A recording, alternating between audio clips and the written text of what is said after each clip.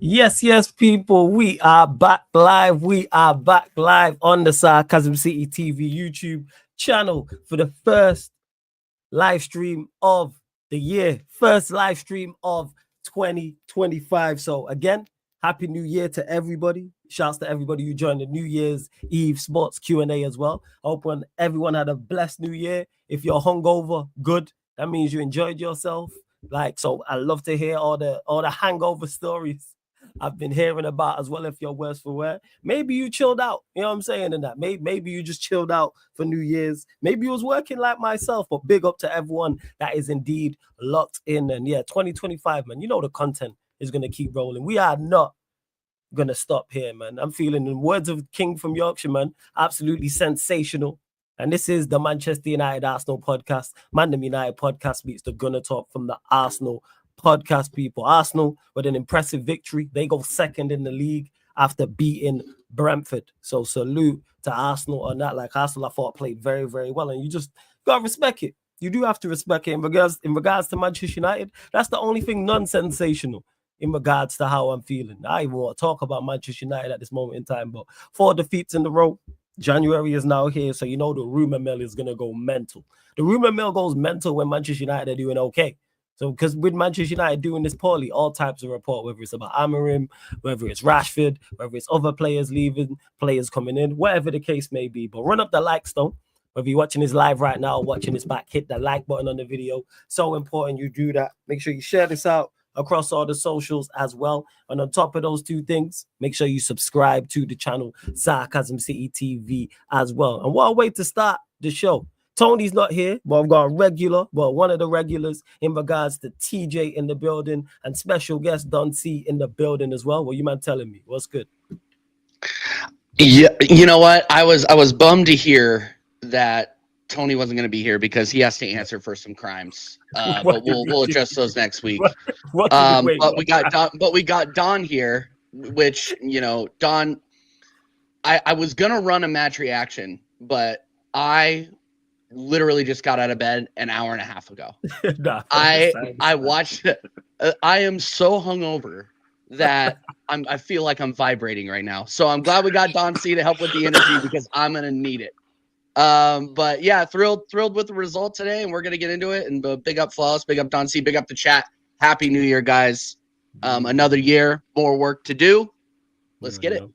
Yeah, it's Don C in the building as well. Big up, TJ. First and foremost, I'm fucking tired. I'm fucking knackered. I'm like, bro. The level of alcohol I drank yesterday. Oh, Jesus Christ, help me, bro.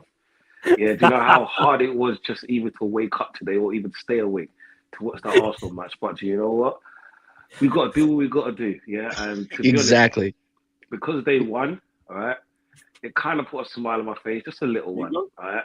But it was a hard watch. I ain't gonna lie. It was a very tough watch. But Happy New Year to the Sarcasm City people, them. Flawless, big up. Everyone, big up. Yeah, and let's get into this shit, man. Yeah, man. We're going to get there. We're going to get to it. Big up to Certified already in the cut. Says big up and Happy New Year, everyone. Salute to you. Big up Lex as well. Stephanie G, good to see you. Happy New Year to you. A Solomon, Egyptian King in the building. Big up Hugo. Says big up Flawless and Happy New Year. Smash the likes, people, and come on, you. Hey, big up to Rizzy Mac as well. Says big up Happy New Year, everyone as well. Stephanie G says no alcohol hangover, just United hangover 12p. Run me a regular hangover over this United hangover. I say that much. Big up to AJB. Hey, good to see you in the chat as well, man. AJ. Big up David as well. See what else you lot are saying. Stars aligning, not here. Yeah, what did I miss, TJ? What did what did Tony say? Just go. I can't. I don't even want to get into it if he's not here, but just go and watch his last show that he did with Prime on his channel and try not to get stressed out. Like this guy's absolutely incredible with the way that he dances around. He should be a politician. He should be the next president of Finland, bro, because this guy, the way that this guy dances around questions needs to be studied. Like, it's absolutely insane. It's a fantastic skill. For anyone that's seen Power, he's like Councilman Tateman. That is Tony in a nutshell for those that have seen it. He's Councilman Rashad Tate. But shout out to Tony. Make sure you subscribe to Tony Claude when the TV. I'll be back. No disrespect to Tony, but he reminds me of a woman. Yeah, no disrespect to any woman out there. Yeah, I'm a married man by me saying this. Yeah, so I've had enough women in my life to understand that when someone doesn't want to answer the questions, it's a simple yes or no. Do you know what he says? Maybe. With a simple yes or no question. Well, and you know what was funny about that? We got Prime in the chat now too. I'm glad Prime is here. Prime, we always press him with yes or no questions, especially Flawless. He's just like yes or no. We don't need the preamble. When he was doing that to you the other day and pressing you for a non-context answer, a yes or a no, like the way that he pressed you, was just the most hypocritical thing I think I've ever witnessed in my life. I'm not gonna lie. You joke, man. Shout out to Tony, man. Shout out to Tony. And big up Marshall, man. Big up Casually FC. Big up Marshall. Whole over there says casually wherever we may be. We are the famous CFC. Casually rated, casually wherever we may be. We are the famous CFC. Hey, big up for the raid, man, Marshall. I much appreciate you. Make sure you subscribe to Casually FC every single time as well. Make sure you do so. Let's see what else. Big up to Ryan as well. Been a member of the channel for 47 months. Says we win it, but Arsenal will run us very close. Jazzman, big up as well. Prime, Chinlu. Hey, man, good to see so many people in the chat, man. You lot are absolute real ones as well. I can see, look at the expressions on DJ and Duncy. Day one. Ryan, Ryan's the biggest Arsenal fan I know, right? Yeah. You guys know that? Like this guy is an Arsenal fan. He's not a Liverpool fan. He's an Arsenal fan. But yeah, no, I mean, let's get in. Can we get into the game? Let's get in the game. Yeah, I thought it was professional. It wasn't the easiest watch in the world. Efficient. Yeah, I wasn't the easiest watch in the world. I'm not gonna lie, and I think, and I'm not gonna discount. I'm gonna get into the Arsenal players, but I want to talk about Brentford real quick. Oh. That is not the Brentford team that we normally play. They were playing some schoolyard defense on the goals that we scored. The set piece defending was awful. The Gabriel Jesus goal should have never happened. Like the fact that they're playing schoolyard in their own box and let us have the ball, like we were very, very fortunate to get that chance. I just thought Brentford, like we were good today, don't get me wrong. But outside of Mbeumo, Brentford were genuinely awful today. That was probably their worst match I've seen them play at home this season. I don't watch them week in, week out. I'm not going to pretend to. But that is not the team that I thought we were going to end up playing against. I thought we were going to get a draw. I thought we were going to have trouble on the wings, generating. But fortunately, the manager, and I'll get into the players now. Unfortunately, our manager made a decision that I don't think a lot of us were thinking that he was going to make by putting Ethan Nwaneri on the wing. Very, very impressive. I've been saying this before.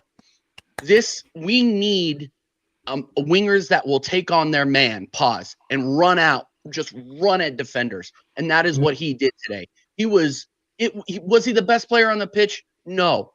But it was refreshing to see a confident winger tearing up the wings. And I think that gave Martinelli a lot of confidence too. I mean, Ethan Nwaneri's ball over the top to Martinelli. Great strike from Martinelli. Martinelli was incredible today as well. I think was the catalyst. I mean, and then after that, we were just trying to control it and see it out. Brentford really didn't have too many chances outside of the goal line save from Raya and obviously Mbeumo's goal. I know I'm being a little bit all over the place, but I want to address certain players. Let's come get to it, man. That's why we're here. Calafiori was the worst player on the pitch today. This guy cannot defend in one-on-one situations. That goal from Mbeumo should have never happened. And I don't blame Raya for that, by the way. I don't. Calafiori just has a way of guiding wingers into the box, and they will just get shots off, and he just falls down. I'm kind of like, what are we doing here? I guarantee you that Miles Lewis-Skelly does not make that mistake. And this guy's fresh out of the academy. Like, and we're talking about how Zinchenko isn't going to get back into the team, and Calafiori is in competition with MLS for that position. I think MLS is the best left back we have. And Calafiori is a squad player. He's not good enough. He's not good enough. Worst player on the pitch for us today, in my opinion. The whole back line was okay. Yuri and Timber obviously picked up a yellow card, so he's going to be out against Brighton and Hove Albion. So hopefully we are we find another right back that is not named Partey and fill that position with him, because in my opinion, Partey was the best player on the pitch today. He bossed the midfield. He was incredible today. I don't think we win without him. With him in the double pivot 6 with Moreno, I still don't like Moreno. Congratulations on the goal, but other than that, he really didn't do much. Martin Odegaard needs to be doing more. Needs to be doing a lot more, in my opinion. Mediocre. Considering as much of the ball you had in the correct areas, he was quiet today, and I rate Odegaard. Yeah, but I think I still rate him as one of the best midfielders in the league when he's on his day. But when he's not on his day, you can tell. They call him Ghostagard for a reason. He just disappears today, and I don't think today that was necessarily the case. But he really, really struggled to generate today. I don't think it was bad, but it was just mediocre. And then Gabriel Jesus. This guy, I never doubted this guy, by the way. I was always on this guy's side. I'm just kidding. I'm not gonna do that. I'm not that shameless. I'm not like Don Hussam. Okay, I'm not shameless like this guy. Sam in the chat. Speaking of that, before you carry on, big up to Sam. Shout out to Vader in the chat as well, man. Shout out to Vader. I see you. I see Vader. Shout out to the frauds in the chat. Yeah, absolutely. Yeah, Vader just starting off this year the same way he ended off last year, man. Just complete fraudulence and gaslighting. No, you're welcome. You're welcome for Jesus. You know they could use Gabriel Jesus right now. That's true. That is very, very true. Yeah, I keep saying this. And the leopard in a tree merchant is in the chat. Big up. Yeah, but Gabriel Jesus, he's been fantastic. The last couple of games, he was a little silent against Ipswich, but what I'm hoping that he's building up that confidence and that consistency in the 9. I think he's a lot better than Kai Havertz. I don't want to see Kai Havertz starting in the 9 anymore. Just the value that he brings in the final third as compared to Gabriel Jesus, I don't think is close to the levels that Gabriel Jesus does. Yeah, Gabriel Jesus has issues finishing in some games. But I just think the fluidity that you and the link-up play that he provides in the final third is a lot better than what you see out of Kai Havertz on average. So Gabriel Jesus, I'm glad he's finally found some form, and hopefully that continues. But yeah, man, I'm really I'm cautiously optimistic. How about that? I'm not, obviously losing Bukayo Saka potentially for the season. I don't know if we've talked since he went out. We haven't spoke about his injury, so we will get to that. Yeah, we'll talk about that. But it's not after today, it wasn't perfect, but it was professional. We got the win, we got the 3 points, and we move on. This weekend. Who do we play this weekend? It's Brighton, isn't it? Brighton. Oh yeah, Brighton. Yeah, I just said that. Brighton. Yeah, another tough test. Another tough test. 100%. Don, what are you saying, man, about your game? I thought, like I said at the start, you lot were very good, efficient, professional. Yes, Brentford made mistakes, but you lot capitalized and kept them very quiet outside of their goal, which I thought, obviously Calafiori made the error. I thought Raya should have done better for, but outside of that, and then the one where Raya almost made the mistake, kept them very quiet. And we know how good Bremo and Visa can be and how good Brentford have been at home. So you lot, to me, you know what I'm saying, impressive win. What are your thoughts? Do you know what? It was a decent match. It was a very hard match to watch. Do you know when you're dealing with a hangover, you want a little bit more excitement in your life? That's what it is. I think it's more so he's dealing with that hangover. I was the actual game itself. Because you know how it started off. It started off that I thought that was going to lose because Raya, I didn't know if he was playing for. I didn't know if he wanted to go back to Brentford or he wanted to stay at Arsenal. Because he was just kicking the balls towards the Brentford players and that was the most frustrating part, right? He did well for what he did. He almost cost us a second goal, right? And I like TJ. I think he could have done a lot better with the first goal, right? Because one thing that you should never get beaten is the inside post. And as far out as it was, and to me, it seemed like the player passed it into the net. It wasn't even a strike that he could be like, okay, cool. I could see why he got beaten from that distance on his inside post. Yeah, but then there was a lot more play before that where we could have stopped. Or even if Odegaard didn't give the ball to their player, because that's how it started. Odegaard gave the ball to the player, and then the player ran the inside of the outside of Calafiori, which is a shocking player. As a debut season, yeah, I don't know what Arteta saw to buy him. Yeah, is he sleeping with Arteta's sister? I don't know. I just don't understand it, bro. Yeah, because it's like this. Yeah, put a foot in, close him down. Yeah, don't make him shoot. Don't make him go on the inside. Make him go down the channel. Right? But he did neither. He just gave him so much space to do what he wanted to do. And okay, they scored 1-0, but then there was a lot of time to play on the clock. Right? Gabriel Jesus now, yeah. I wouldn't say I'm his biggest hater. I just wanted more. Because remember, I kept on calling him out because the last game, before his little flurry, the last goal he scored was against Nottingham Forest back in, the beginning of February, the end of July, January, the beginning of February, around those times. Right? He went 19 games without a goal. And this is why I was onto him. Did I want him on my team? No, I didn't, because I want a person who can actually score goals. And last season, when he came out of that interview saying I'm not a goal scorer, so why the fuck are you here? And that's just and that's just me. It's like you're supposed to be our number 9, right? Number 9s are supposed to score, just like defenders are supposed to defend first and foremost.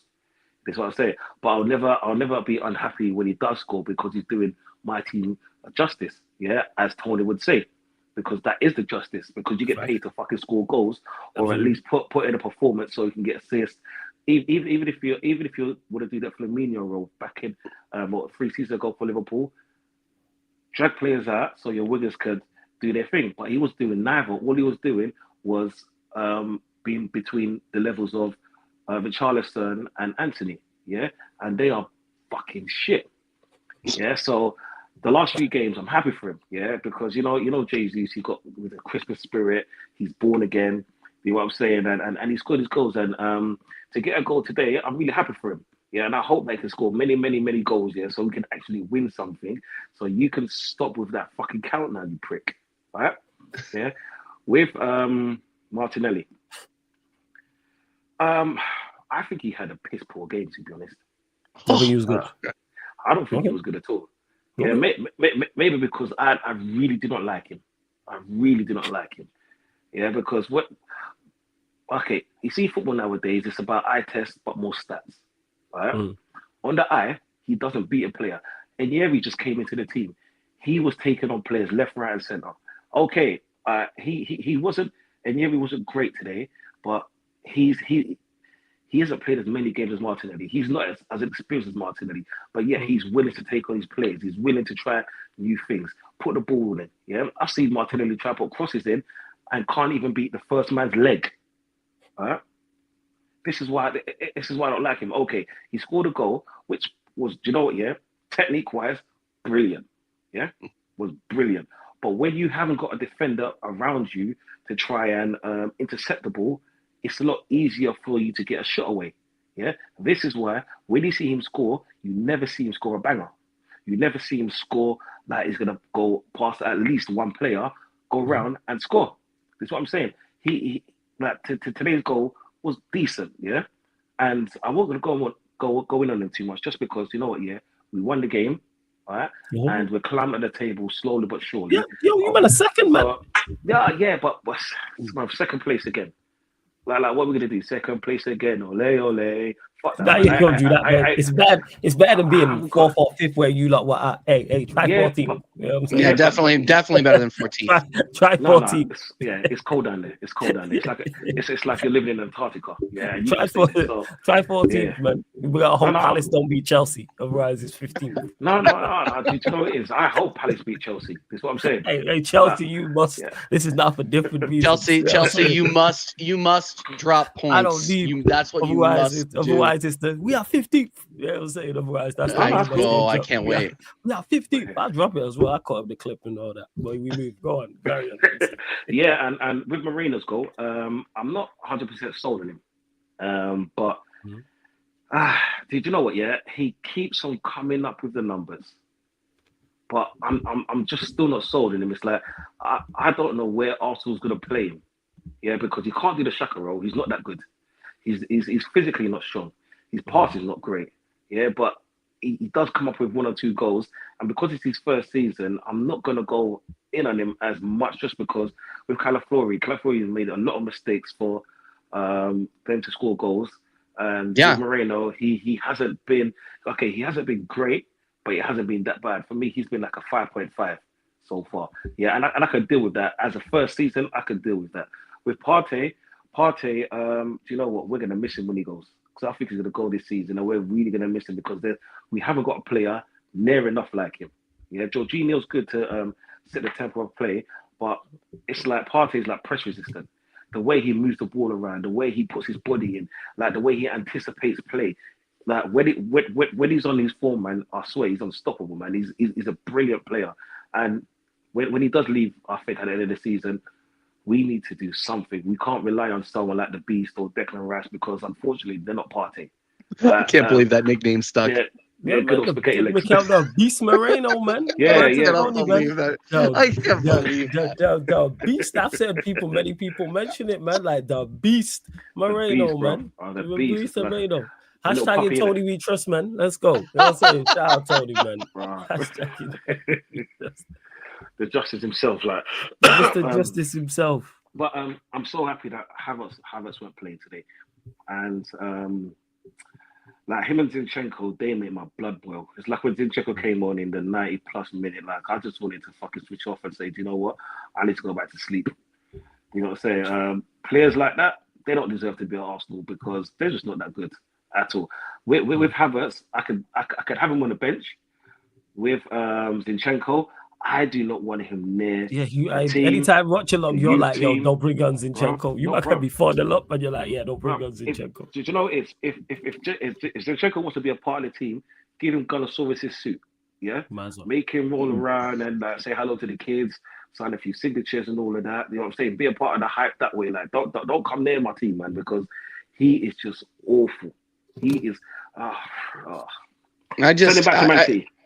Dude, well, they could use him at this point, but no, I on Zinchenko, I agree with you. Like he's our third best left back in a team where we need to go and buy another fullback in the offseason. Like I can't believe we got to say that again. Like another fullback is going to be on our shopping list this summer. But is it? I want to keep talking about Calafiori though, because I think, and you talked about that goal, like, and this is why I don't necessarily blame David Raya there, and you kind of touched on it. There were 2 or 3 mistakes that happened before the shot got off, and as soon as you saw that that Mbeumo was going to be lining up against Calafiori, I already had him chalked off for a goal. You knew it was going to happen. It was just a matter of when. I just think the way that he guides in and essentially like screens his own goaltender on the 2 or 3 goals that have been directly, he had another one that was just like this one. I don't remember who it was against, but it was literally he guides the right winger into the box and gives him a shot at Raya. Like yeah, could Raya have done a little bit better there? Maybe. But if Odegaard doesn't make that shitty pass in the midfield and Calafiori doesn't, again, sorry, people are going to think I work at an airport, doesn't guide him into the box, like none of this happens. Like Calafiori is just not good enough. Euro tax. He might have had 1 or 2 games that were good for Italy. He made the Serie A team of the season or squad or team of the season squad. But in the Premier League, he's just not up to snuff. He's not. And I just don't see more time doing him justice, especially when we don't have any latitude for dropping points through the rest of the season. We cannot lose Like, that's true. If you like trying to win and the league, you're right. Yeah, we can't lose. And I've been told time and time again when I come on these YouTube streams to saying TJ, you're in the title race. Arsenal, you must. All this stuff. So okay, so if you want me to believe you're in the title race, can't lose. Yeah. These kinds of mistakes that Calafiori and Odegaard made in the midfield today will cost us against a team that are doing better than Brentford did today. Because genuinely, I think Brentford were awful. It was one of their worst games of the season. So, especially on their home form, I think they've only lost 1 or 2 games at home this season, and they're a mid-table team. I think they're what in 12th, something like that. No, they're not as bad as United, but I think they're in 12th. This is so unnecessary. I know. I'm gonna do it anyway. Yeah, they're 12th actually. Yes, yeah, they're 12th. So 2 points above us. Yeah. So I just think, being in phase 5 of this project, we need to be limiting those kinds of mistakes. And could Gabriel have done a little bit better there? Yeah, I don't think so. I think he trusted Calafiori on that left side, and he will probably not do that again. I think if Gabriel knew the outcome of that, he would have played it a lot differently. And I don't think he's going to trust Calafiori to lock up his man in the future, which is going to free up space in the middle. So all I know is look, guys, we still have spaces in this team that need upgrading. We need another 6 because Partey will leave. We need another right winger. We still need an 9, and I have zero faith, especially since we're going to still generate these results, that we're going to do anything in the January transfer window. Like, I don't think we lose a game in January, but but we are going to draw. You reckon you'll drop points? We will drop points. Yeah. I'm looking at your games in January. Brighton away. Yeah. Spurs at home. That's the way. Obviously, the North. Yeah, we're gonna tune them up. Villa at home. Yeah. We're gonna tune them up. How does it feel that both of your teams are awful? Is that hard? You know what? I've actually thought about it. I was like, shit. I was talking to someone just before, and I was like, we travel away to Liverpool. It's like, fuck's sake. And I was like, Spurs play Newcastle. I was at their place. I was like, damn. But here we are. They're gonna get tuned up. It's gonna be another 3-4. You got some good games actually. I'm looking at you. You got some good games. So that Villa game scares me a little bit. Home to Villa, away to Wolves. Yeah, and obviously that's not including the FA Cup game against us, and then the game at home to Newcastle as well in the Carabao Cup as well. I still got some good games, man. We got some good games. We have great games in the league. I think we should win all of those games in the league. Okay. Newcastle is going to be a problem. They're hitting their stride at the worst time for us. TJ, how serious do you want him to take the Carabao Cup in terms of lineup? Do you want to see the strongest lineup? Extremely serious. No, you say minimum the same, yeah? Minimum strongest lineup. Minimum strongest lineup. Minimum. Okay, I was gonna say. I thought you were saying that you didn't want to see the strongest lineup. I was like, what? No, we have to win this cup, bro. We have to. So you're saying it has to play the strongest lineup. That's what you want to see. This pussy, better not get out of any other cup. Yeah, any other cup. Right? He took us out of the title race so far. Okay, are we still in it? Yeah, of course. Mathematically, we're in it. Realistically, no. Right, because the margin of error is not down to us. It's down to Liverpool. And right now, they're on smoke. They're smoking everything. They're smoking Cali. They're smoking Thai. They're smoking Ashish. Yeah, they're smoking everything right now. Yeah. So, smoke. Smoke. It's theirs to lose. Yeah. If they bottle it, it's theirs to lose. If we win it from them bottling it, literally we won it because they bottled it. Simple as that. Yeah. But I want to see the FA Cup, the Carling Cup, whatever cup. Yeah. If he does win those, he still needs to go because it's 5 years FA Cup back in the day. What was it? The COVID Cup, and whatever he hopefully wins. That's it. The COVID Cup, then we shouldn't actually be in those. Okay, I'm not going to say that I don't want to win a cup. Yeah, cool. I always want to win something, but with the team that he supposedly have built, forget the money that he spent. Yeah, because you can't, with inflation and everything, and because of English tax, you know that a 50 million player is now 80 million, right? Because of English tax, right? This is why we bought Declan Rice at the price he did. right? Because he's not worth that price. Even Havertz at the price we did, even though we shouldn't have got him. But we just need to win something, anything, yeah. And before you carry on, hey, Big T, can you drop the source on this, please? If anyone knows about this, just out of interest. Sorry, go on, carry on. That's staying there. Oh yeah. We'll consider Trent, offer for Trent. Sell him. Oh, we know, but we know Trent's on his way. It's just a question of when, not if. No matter if it's January or it's summertime. Everybody knew that Trent was going.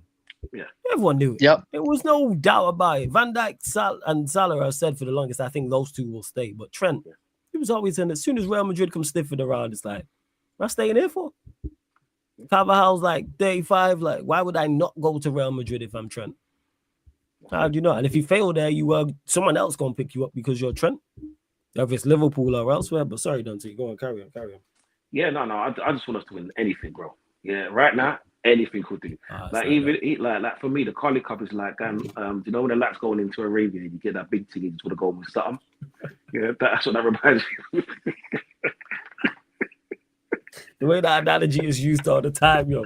But you're just in a food shop afterwards and you're like, you know what, let's just chat extra time settings and just you trying to sort something out, man.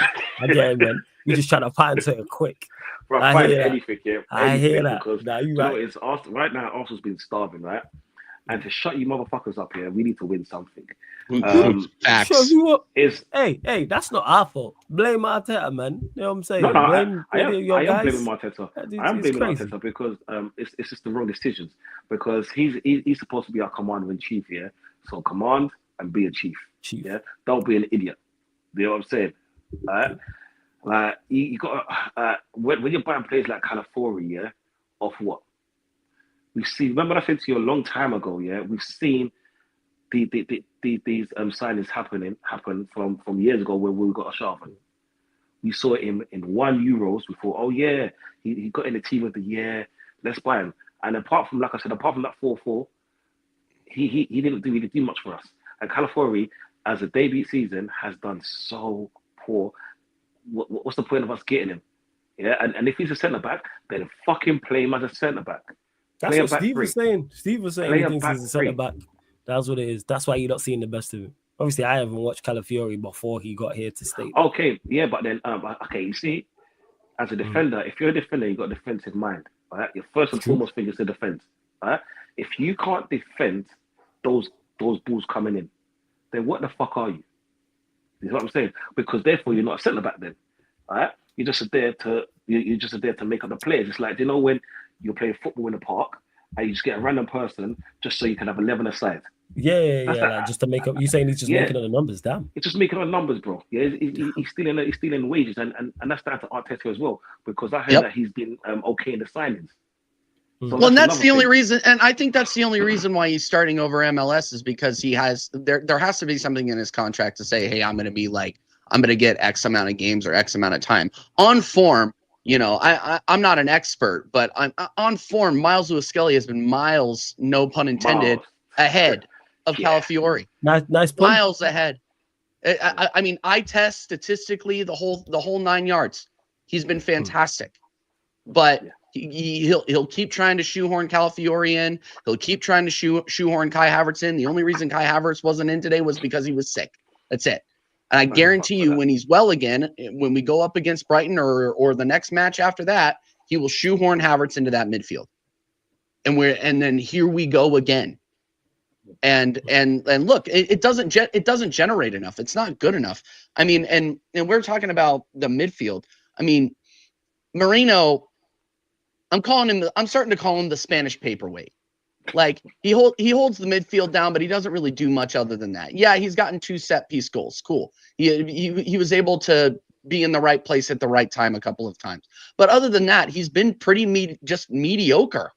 He doesn't break lines. He's allergic to passing forward. And when he does pass forward, it's not very good. We go back to the statistics. I would love to know what his statistics are this season in terms of, pass accuracy and pass completion.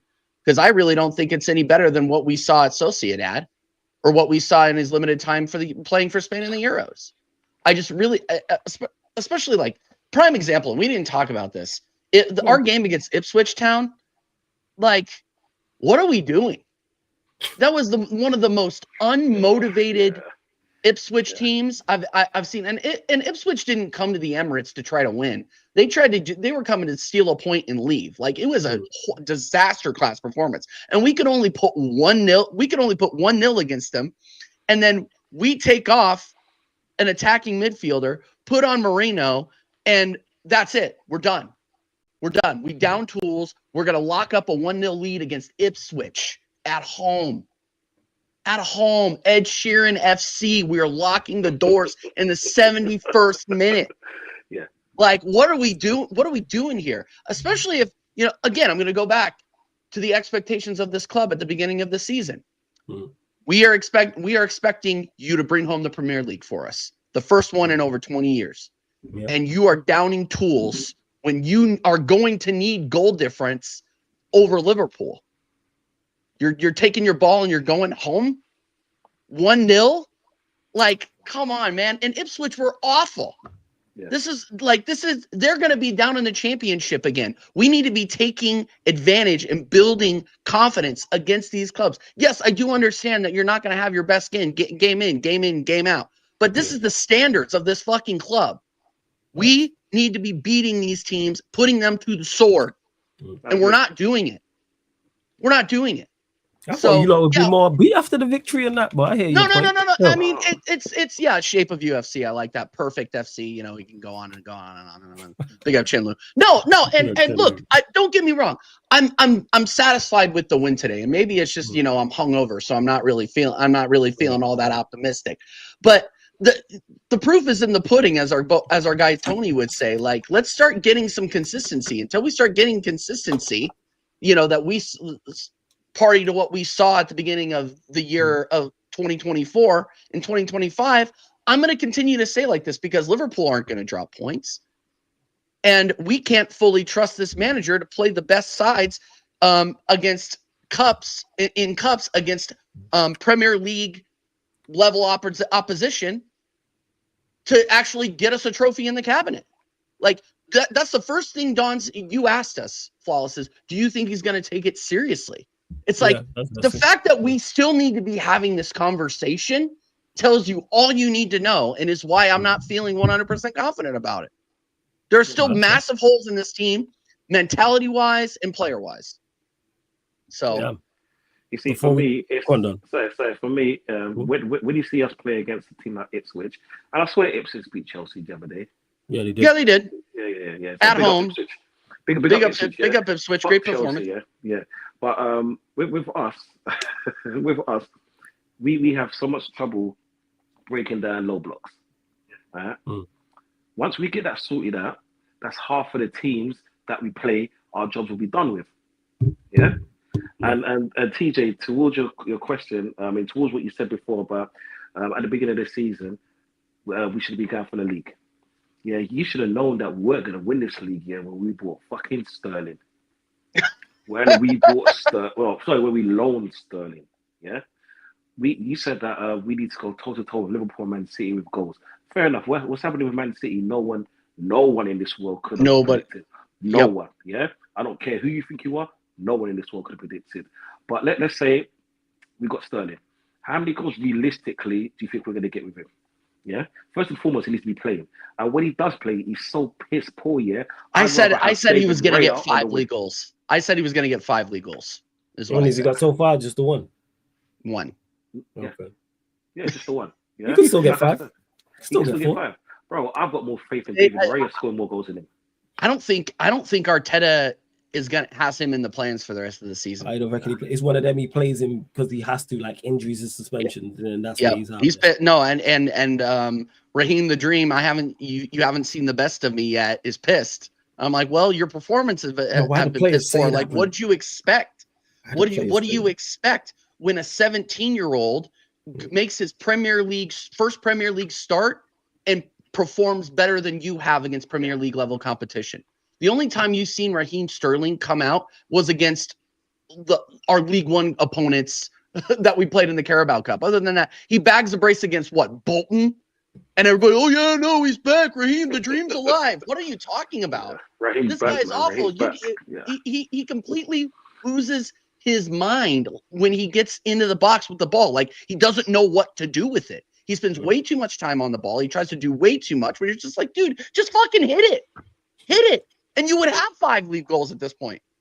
But no, nothing has changed. The Raheem Sterling that we see, that we saw at Chelsea, is exactly what we knew we were going to see at Arsenal, which is why Don C, you're like, yeah, like, you knew we weren't going to win this league because that was the guy we brought in. We knew what we were going to get. He wasn't going to, like, there was no version of Captain Save-A-Ho that Arteta could put out there to save Raheem Sterling. Like, I'm sorry. I don't rate the player. I haven't rated him since Man City. And yet we still try to go in there and save him. Which is why, like, yeah, obviously I don't think we're going to get Marcus Rashford, but there's a reason why we're linked to him. Is because that's exactly what Arsenal would do. Number 10 shirt, Rashford. No, absolutely not. No. Hey, bro, keep your bullshit in Manchester, yeah? We do not want him. Yeah? I am not in control. I am not in control of the deal. I don't care. Talk to you, bro. Don't put that in the universe, yeah? New year, new beginnings. If you want to be new beginnings, and you know who needs a new challenge and a new beginning? Marcus Rashford. Yeah, you can Marcus Rashford can try to get that new beginning in fucking Serie A, dude. Like, get him out of here. No, because you know Arsenal, they like to do this. They like to think that. All jokes aside, do you legit think it's a possibility that it could happen? I know you man don't want to. No, I don't think it will. No, you don't think it will? All right, cool. Just asking out interest. But the reason I made that point is because our fan base is so dumb. Half of them would ask for him, and that's why you're seeing him linked. As bad as decisions as you've made, I don't think you lot are daft enough to come and get Marcus Rashford, even if it's a loan team. I don't think we went and got Kai Havertz. We got Sterling when Sancho was there for a loan. When Sancho was there for a loan, we got Sterling. So please don't say about bad decisions. We got Luis. So you reckon it's a possibility that they could go in and try and get him? Like, they're daft. What I'm asking is, they're daft enough to try and get Rashford.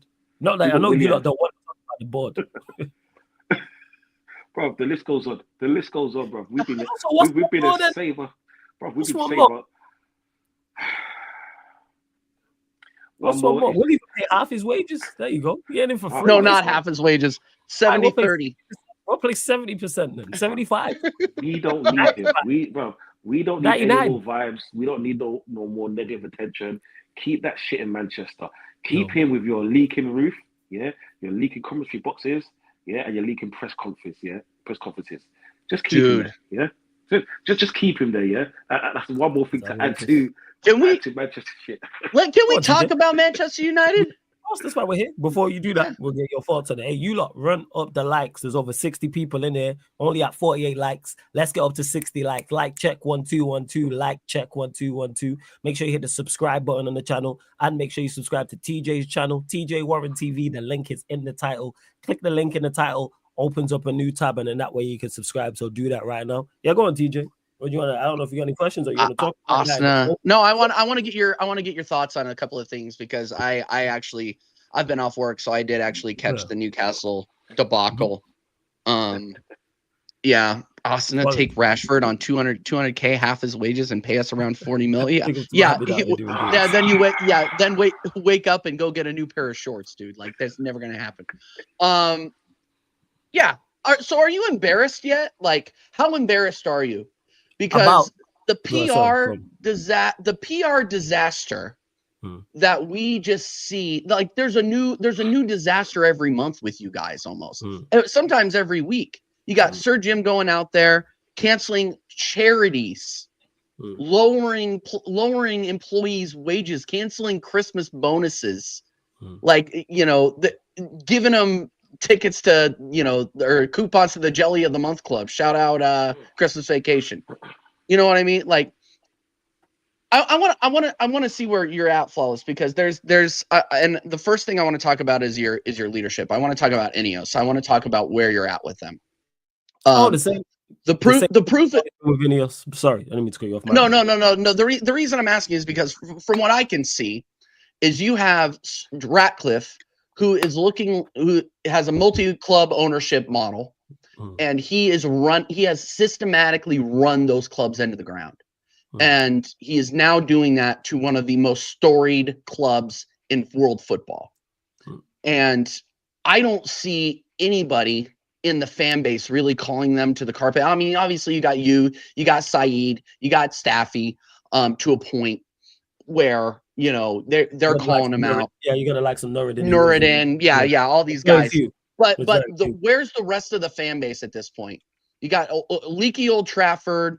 You got you got your manager getting rained on during press conferences because pipes are breaking. Same hot tub as they had in 2007. The list goes on.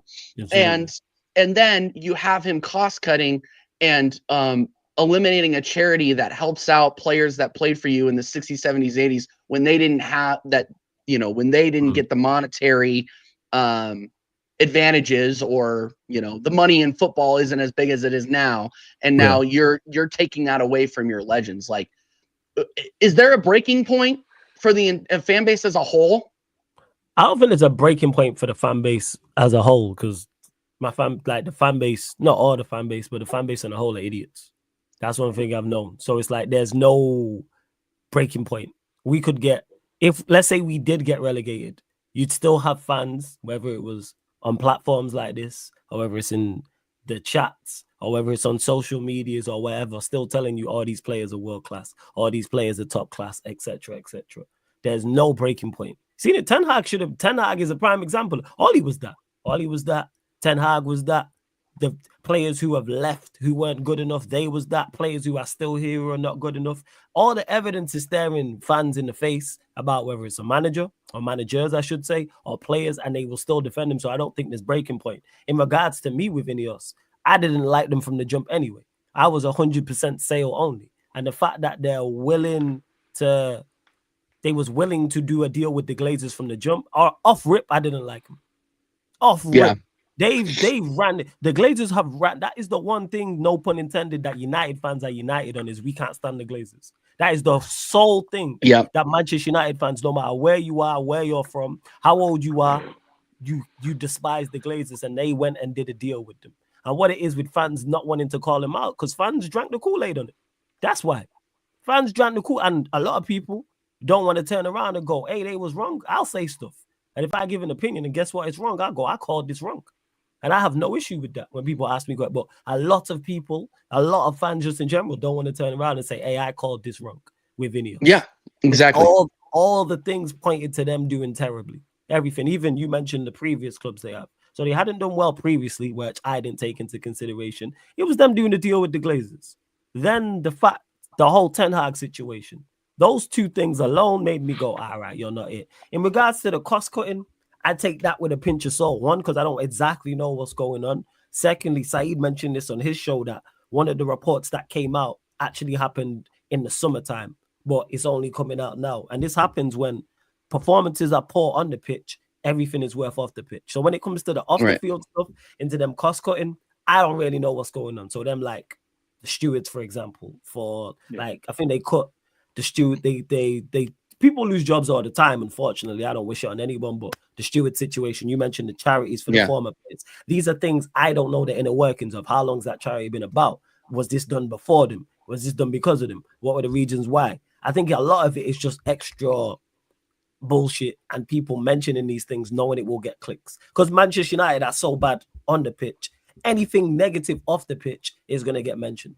Like this whole thing about, there's rice and rat infestation at Old Trafford. That's not just happened in the past few days. That's been there. You know what I'm saying? That's been there. You know what I'm saying? Like, it's just that they happen to now mention it because we're so bad. So yeah, in regards to Ineos, not liked him, still don't like him, and the monumental fuck ups they've done have now all come back around, because why Manchester United are where they are isn't solely because of Ineos. It's not solely Amorim. It's not Ten Hag. It's not Bruno. It's not Rashford. This is bad decision after bad decision after bad decision. And Kaneki hit the nail on the head. We've been cheating death for a long time. You know, we've just been running around committing crimes for the longest time and not getting caught. And now we got hit with all the crimes at once. Yeah, man, we got hit with all the crimes at once. Because even in our bad seasons, we'd finish second, or we'd finish fourth, or we'd finish sixth, or we'd win a FA Cup, or we'd win a Carabao Cup, or do something, or we'd make a European final, etc., or something. Or Chelsea would be having an awful season, or Arsenal would be having a bad season. Now all those reasons and excuses have now disappeared. So we just been hit with all our crimes from years ago. Like I say, this is not one thing. It's like a RICO charge. This is not just Amorim, which they've messed up on and gave him. Not, it was already an impossible task, and you made an impossible task even more impossible for man. Because he already had a tough task if he would have came in the summer. Because he would have had to get rid of players, bring players in, assess the squad. But you brought him in and go, hey, you can't change nothing. You can't change nothing at all. And it's like, help him.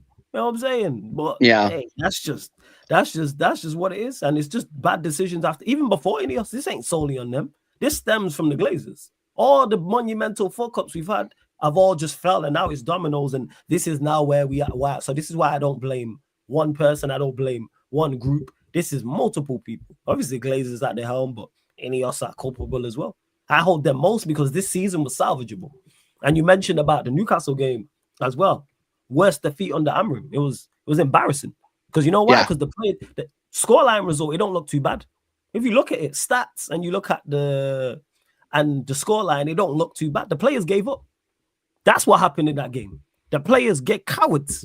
They gave up in that game. Isak scored the goal, and then they didn't want to play no more because we weren't even trying to retain the ball. There was no prep. All the things we done under Amorim and all the games we lost or won, all disappeared. Now all of a sudden we're not pressing. We're not closing down. We're not retaining. And I've seen this team retain possession. We didn't want to compete.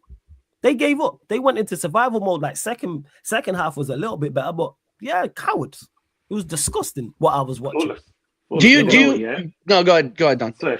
Flawless. Did you know what? Yeah, that wasn't the first game I've seen you do that. I've seen you do that for the last 5 or 6 games. The moment you lot go down, you lot just stop playing. Nah, but here the thing is with that, like for instance, the Wolves game, prime example. Even though we went a goal down, we still were trying to. We just shit. But there's a lack of quality. I say this all the time. I'll forgive lack of quality. We were trying to score against Wolves. We just couldn't score because of lack of quality. But everything was still in place. But like I said, we were still trying to keep the ball. We were still keeping it ticking. We were still getting it into the correct areas. However, on the flip side, against Newcastle, that was not the case. No one wanted to tackle. No one was showing for the ball. Go back and watch it. Like I said it on the watch along. We were in survival mode from like 10 minutes in. I was like, shit, we in trouble. This is just don't get battered. And you're at home to Newcastle, respectfully. Newcastle, I think, are a very good side. But you're not at home to prime Real Madrid. This is not prime AC Milan where you go, hey, you know what? They can do that to you. You're facing Newcastle, who are a good side in good form with some very good players. And stylistically, they are all wrong for us. But I watched Newcastle batter Ipswich. Ipswich gave them more of a game. Ipswich just didn't have the quality to compete. And Ipswich went down a goal early too. But they were still competing. They were still applying yourselves. Lacking application is ridiculous. And yeah, Indiana, I hear you on the zero confidence. But even with zero confidence, you still apply yourself. Like, I don't give that. It was disgusting. I'm still feeling it's just like these players aren't even playing for their jobs. I mean, and you would think, like, if they wanted to stick around, that they would actually be trying to go out there and impress the manager, but it doesn't even look like the effort's there. And, you know, that's the key word, what you just said there, TJ. Yeah. Effort. Are you? That's all I'm asking you for. If we would have got packed by them 4-0 and applied ourselves, I'll go, you know what? Newcastle are just better than us. But we actually gave. This is why I wasn't so mad about the Wolves defeat or the Spurs defeat or any other defeat. But I've seen this team, not under Amorim, but under Ten Hag, where it's games and we've gave up. That is unforgivable to me. Where's your self-pride? Because people will talk about the manager. I want to talk about systems and personnel and changes and all. That just comes from just you. Where is your self-pride? Where is your self-motivation? Just to go and close someone down. That's not a skill thing. They could put me out there and man would just run around. Like, what are we talking about here? And you man can't do that. Like, that's where it stems from. Disgusting. Well, no, exactly. And, you know, and this is why I'm not a lot. I could feel. Am I incorrect in saying that the fan base is already kind of starting to turn against Amorim?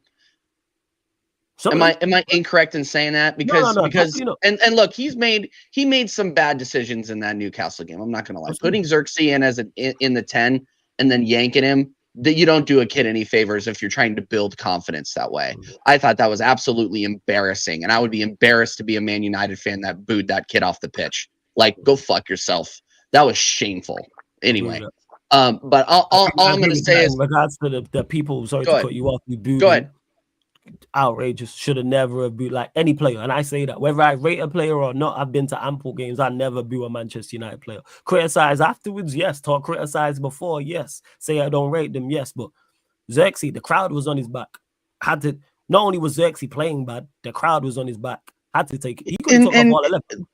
These people are idiots. Like, he's not a 10. What do you expect him to do in a brand new system when he's brought in to be the 9? And you have Rasmus Højlund, who's worse in the 9 than Xerxes is. It just makes no sense. And you're booing him off. Like, think. But no, there's no thinking in that. I just thought that was absolutely embarrassing. And it shameful. Shame on them, to be honest. Shame on him. But do you think, like, is Amorim just like, and I understand you want to implement a system, right? You want to implement your style of play right from the get-go and show the direction that you're going to be bringing the club into, right? You're going to be dragging United kicking and screaming. It's going to be a really, really rough couple of years for you guys if you decide to stick with Amorim, because he is going to transform the way you guys play. Like, it's going to be like black and white, right? But the pain to get there, I don't think your fan base or your ownership is going to have the patience for it. That's what I'm seeing. With the fan base, definitely not. I agree with that. Ineos, who knows? Because they're incompetent. Dude. So they are. So I can't even sit here and say, "Oh, it gets that bad that they'll sack him," because they got that bad with Ten Hag and they didn't. So and this is a guy they've chosen. So I don't know what the draw is. Let's say everybody turns on him. Let's say I do. Let's say the vast majority is, all right, we need to get rid of Amorim. Will they get rid of him? I don't think so. I don't think they will. You see, Flawless, the thing that gets me is that they will boo off a player like Xerxes, which is not a natural 10, yeah? And he hasn't played as many minutes as someone like Garnacho, yeah? Someone like Rashford, someone like Bruno, all right? Someone like Højlund. But then these are the players that I just named that people really criticize, which I don't understand. Because as an outsider, and us that are outsiders, because we are, like me, I love the way Garnacho's playing. I think Rashford should stay for another 99 years, yeah? Bruno, best midfielder Man United's ever had. Greatest 10 in the league. Greatest 10 in the league. Don't forget that. It's just like, you know what it is? Like, I'm going to do a Tony. There's so much justice for Fernandes, yeah? So much justice. He has the key. No, but on a real, like, it's funny because the players that are named, I rarely hear people, like apart from yourself, right? Yeah. I rarely hear a lot of Man United content creators talk about them, saying that, these players are piss poor, whatever. Because as Arsenal fans, as annoying as we can be, right? Let Martinelli have one bad game. Let Jesus don't score for 2 matches in a row. You know what I'm saying? Yeah, we rip the shit out of them, right? But you lot, it seems like you lot protect your players, and you've been protecting certain players. Yeah, certain players. And the reason why that is done, is because people have their favorites, and that's why that is. There's no Manchester United player I have not criticized, whether they're my favorite player or not, whether I rate them or not. You lot are testing to this in the chat. There's not one Manchester United player I have not criticized. Just this season alone. I think Mado's talented. Quality player. There's times I've criticized him heavily. I thought he was good. He actually shown some cojones and balls in the Newcastle game when he got on the pitch. Because he was actually a bright spark in that. But when he's performed poorly, like which he did against Wolves, for example, called it out. Because I've said this. I expect, not everyone's like this, I expect more from the better players. This is why you'll hear me criticize less the players I don't rate. This is why I just say, how did Bruno, and keep it moving. I know what he's like. I know what to expect from him. Same with Garnacho. I don't have to. All I say is, Faz was right. People know what I'm talking about. Rashford, the less said, the better. Højlund, supremely limited. This is why I don't criticize these, but in regards to what you're asking about fans doing it's because people don't want to criticize their favorites. Because then if they criticize their favorites, they have to hold them accountable. And they don't want to do that to their favorites. So what they'll do is blame all the players around him. So rather than say, hey, you know what, Garnacho's not good enough, let me blame Xerxes. Oh, rather than say Højlund's not good enough, you know what? Casemiro's not doing what he's supposed to, for example. Like the list just goes on. Yes, and to Theo, Faz was right 110%. He was right. Yeah, he was. He said, Indiana, you asked me, Flawless, where'd you sit on United without wide forward wingers? I'm happy that one of the things I'm happy about the back three in the system that he plays is that we don't see our players play out wide. Because I think our wingers are awful in Indiana. Outside of Diallo, I think they're dreadful. I think our attack is dreadful overall. But the fact that it's now this system has found out Rashford and he don't play, the fact that this system doesn't suit Garnacho when he don't play, I'm over the moon. Now we still need to get more of these attackers out and we still need to bring attackers in. But I'm just happy that these lot not have been exposed, but the managers realized it. Because our attack, whatever the system, is woeful. And I banged on about this all summer long. Hey, bring in attackers. No, not the current crop. I mean, oh, you mean going forward? What do you mean? What do you mean, Indiana? Oh, without wide forwards, wingers going forward. I'm cool with it, if that's what you're asking. Whatever Amorim wants to do, if that's the system he's going with, and he brings in 10s and a striker, I'm cool with it. I'm backing the manager. Like, I rate him. This is the way you want to go with it, go with it. Like, that's what it is, Indiana. My bad, I misread your question. So, yeah, run with it. I'm backing the manager until you show me otherwise. Until you do so much wrong to the point I go, you're not the guy for the job. I'm with it. It's like, because people want to turn on the man. You can't rate him. He lose 4 games in a row, and then you're like, I don't rate the manager no more. Get him out.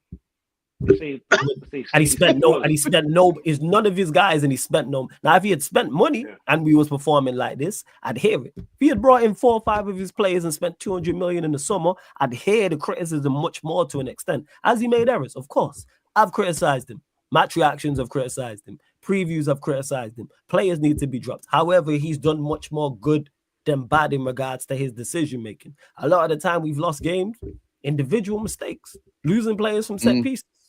Now that's on the manager, yeah, but that's also on players. Mark your man. It's not difficult. Mark your man. Mark the opposition player. He's right there, conceding 6 goals. I mean, in 6 out of 7 games, you're conceding from set pieces. This is disgraceful. What are we doing? 7 and 8 games and all that, conceding from corners. You can't legislate for these things. And then the Newcastle game to compound it all, that man just gave up. I don't even know how you respond to that. Watching your team give up inside 10 minutes. And he was right to take off Xerxes, people, in my opinion. Not only because Xerxes was playing poorly, and Xerxes wasn't the only one. He could have took off all 11. And my sister messaged me during the game. I was like, why did he take off Xerxes, bro? And I said, because he was terrible, sis. And she was like, they were all terrible. I said, you can't take off 11 players. Otherwise, he could have. If you could make 10 changes, like in basketball, you can switch your whole team. If you could do that in football, I would have been shouting at him to do that. Switch the entire team at that point. It was dreadful. Whatless. Sorry, go on, TJ. I mean, no, the only thing that I would criticize him on is playing Xerxes in the 10 to begin with. Like, and I understand you're under severe lack of options. Like, the only reason Rashford is there is because you need to fill out the bench, right? Like, I agree with him. It's like youth player there. That's what I want to see him do. No, I know. I agree with that. And like, why are you not putting some of these young kids out there to try to spark? They'll go out there. They'll play for the badge. My buddy Mike Griggs said the same thing, and I agree with him. You can put somebody out there that's going to show passion. Put somebody out there that's going to say, you know what, I came up through this academy. I'm going to go out there. I'm going to run my ass off for you, and try to prove that you want to be there. But instead you have guys like Rashford who have said that they don't want to be there. And then you guys that play like it, like Lissandro Martinez, like, holy shit, this guy is absolutely awful. Right? Like the only thing that I would criticize Amorim on is like, look, you're going to get to the point, or if you don't start providing some results, they're going to have no choice but to make a change. And that's what I'm afraid of, is that he's not going to tune anything. Like, and don't get me wrong, I hate United, and watching you guys go through this is actually a bright part of my day. But from your point of view, he needs to start tweaking things to tune to the profile of the players, so he actually lasts until the summer, so he can start bringing in the players that he wants. That's what I get concerned about, is the run of results that you guys are on. It's relegation form. Absolutely. And you're a couple of results of being in that danger. Big Manchester United. Hey man, relegation 6 pointers throughout the season, man. Last day of the season, try to survive. Like, it could get there, but you're right in regards to he has to get results. You can't just the players are bad, tweaking it, etc. Not tweaking it, and the players are bad and getting bad results. You can't say, and he said as much. That's how I'm. This is why I'm with the manager as well, because when I hear him respond and talk about it, he knows it is. Even though shout out to Sky Sports getting community noted on Twitter. For those that don't know what that is, that's when you put out a tweet and it's not correct and the video's different. And big Sky Sports News verified tried to put out it was Amorim in a press conference, and the quote they put out was Amorim says he's embarrassed to be Manchester United manager. He actually in fact said it's embarrassing to be Manchester United manager losing this amount of games, and he's right, and he's not going to make it to the summer. And I can't, if we continue to lose, I can't defend people criticizing him and calling for his head. I can't. Like, I'm personally not going to, because I'm going to give him, same way I've given every other manager, a fair opportunity and a fair shot to turn it around. I understand the scenario you're in. I understand that you had no summer, you didn't bring in anyone. In January, I'm looking at you though, because this is now, you can now make change. You can now demand bringing players in. Don't even have to be great players. Don't have to be permanent. Bring in 3 or 4 players on loan and or youth players. If he does one or both of those things, I go, you know what? Cool. Because I have zero issues. Because today, who says, is it right to bring youth into the environment? Yes. Yes, it's right to bring youth into the environment. Because you know why? You know what youth players want to do? Play. Yeah.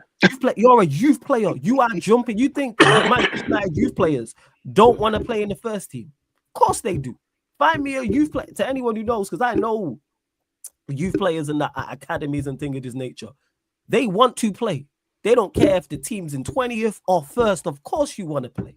Telling me they're going to go to the Cheeto kid, the striker, and go, hey, you're in the match squad today. You ain't going to, and you're going to start.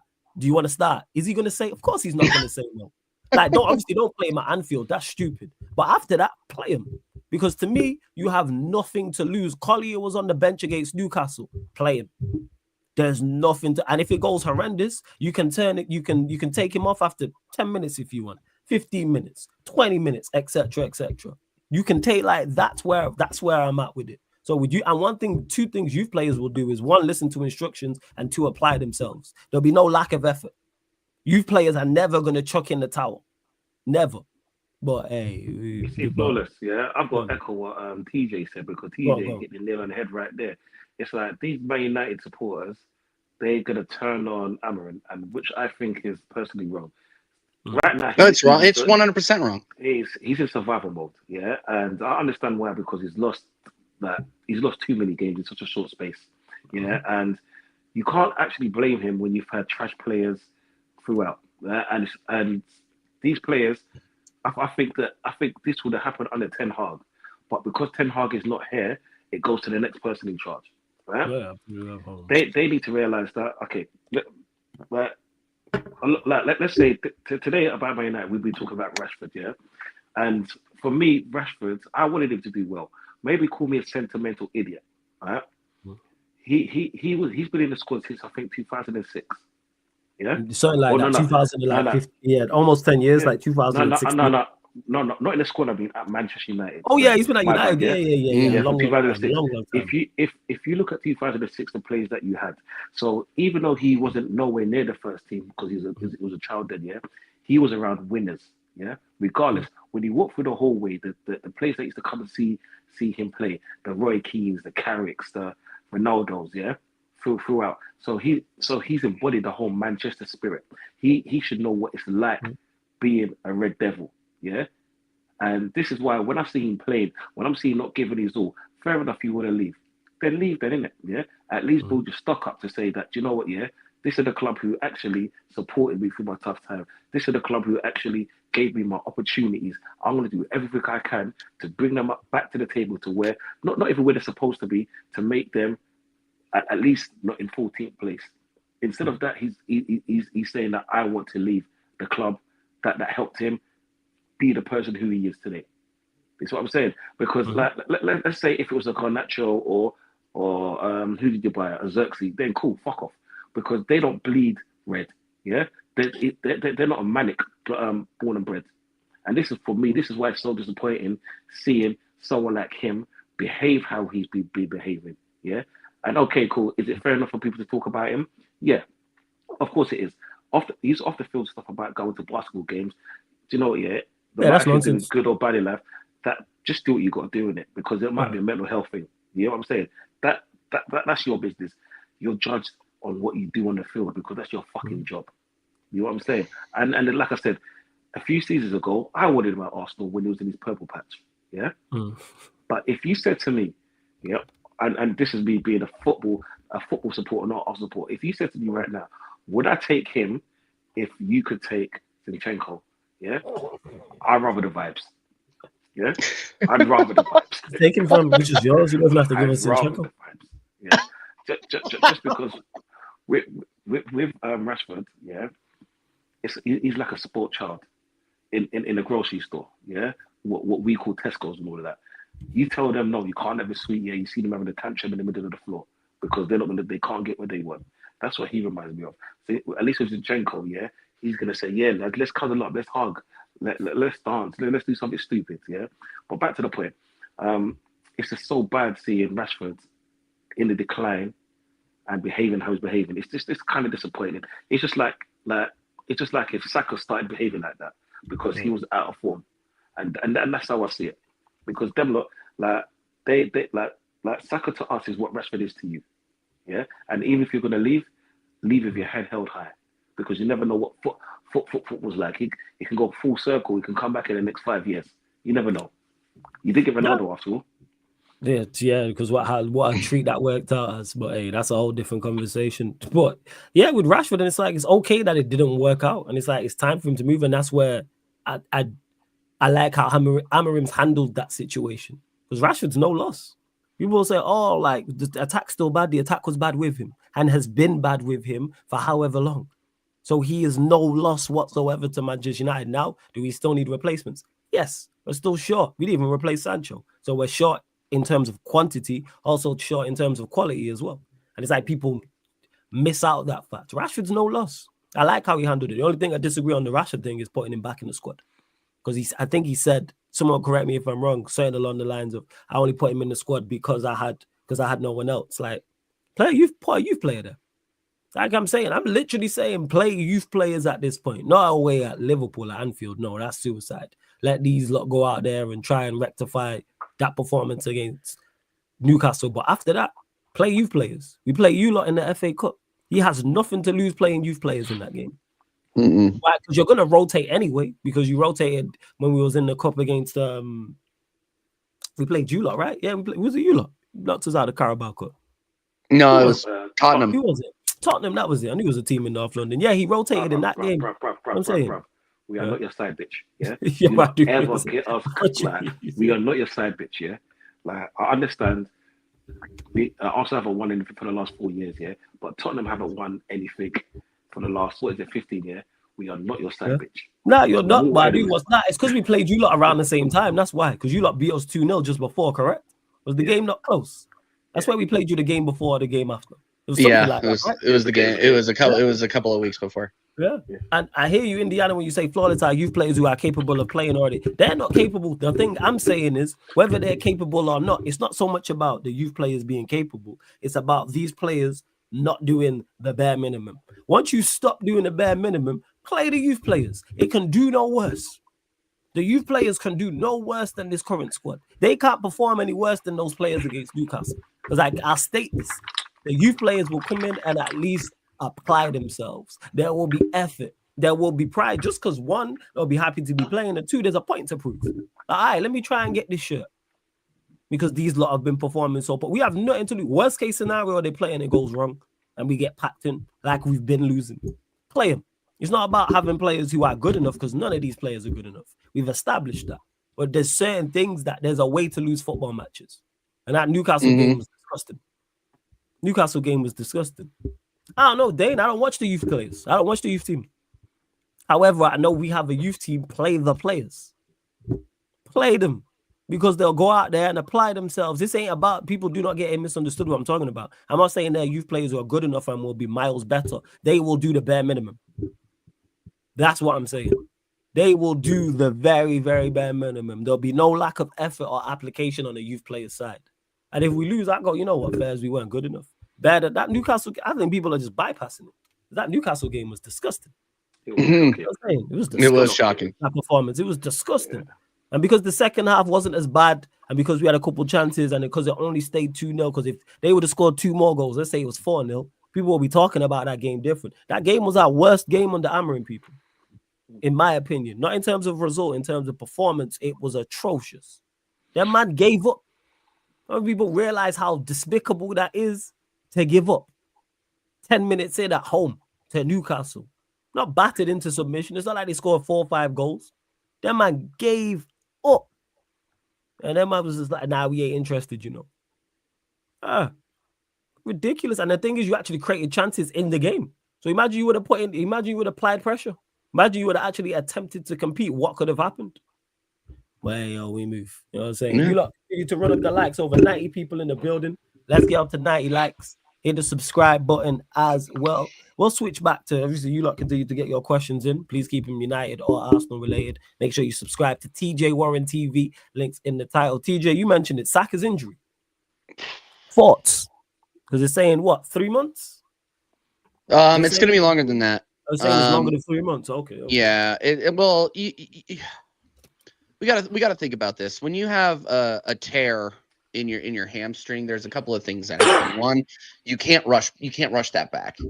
Like we cannot expect him to be back by April. Like and as soon as we saw him go down, like a lot of people weren't worried because he was walking off. Like with hamstring injuries, you can walk off the pitch. Like it's not like an ACL or, you know, a break where you can't walk. Like you can walk under your own power, but he just pulled up and he was done because he knew he had the tear. You cannot rush these back because you will end up blowing out your hamstring again.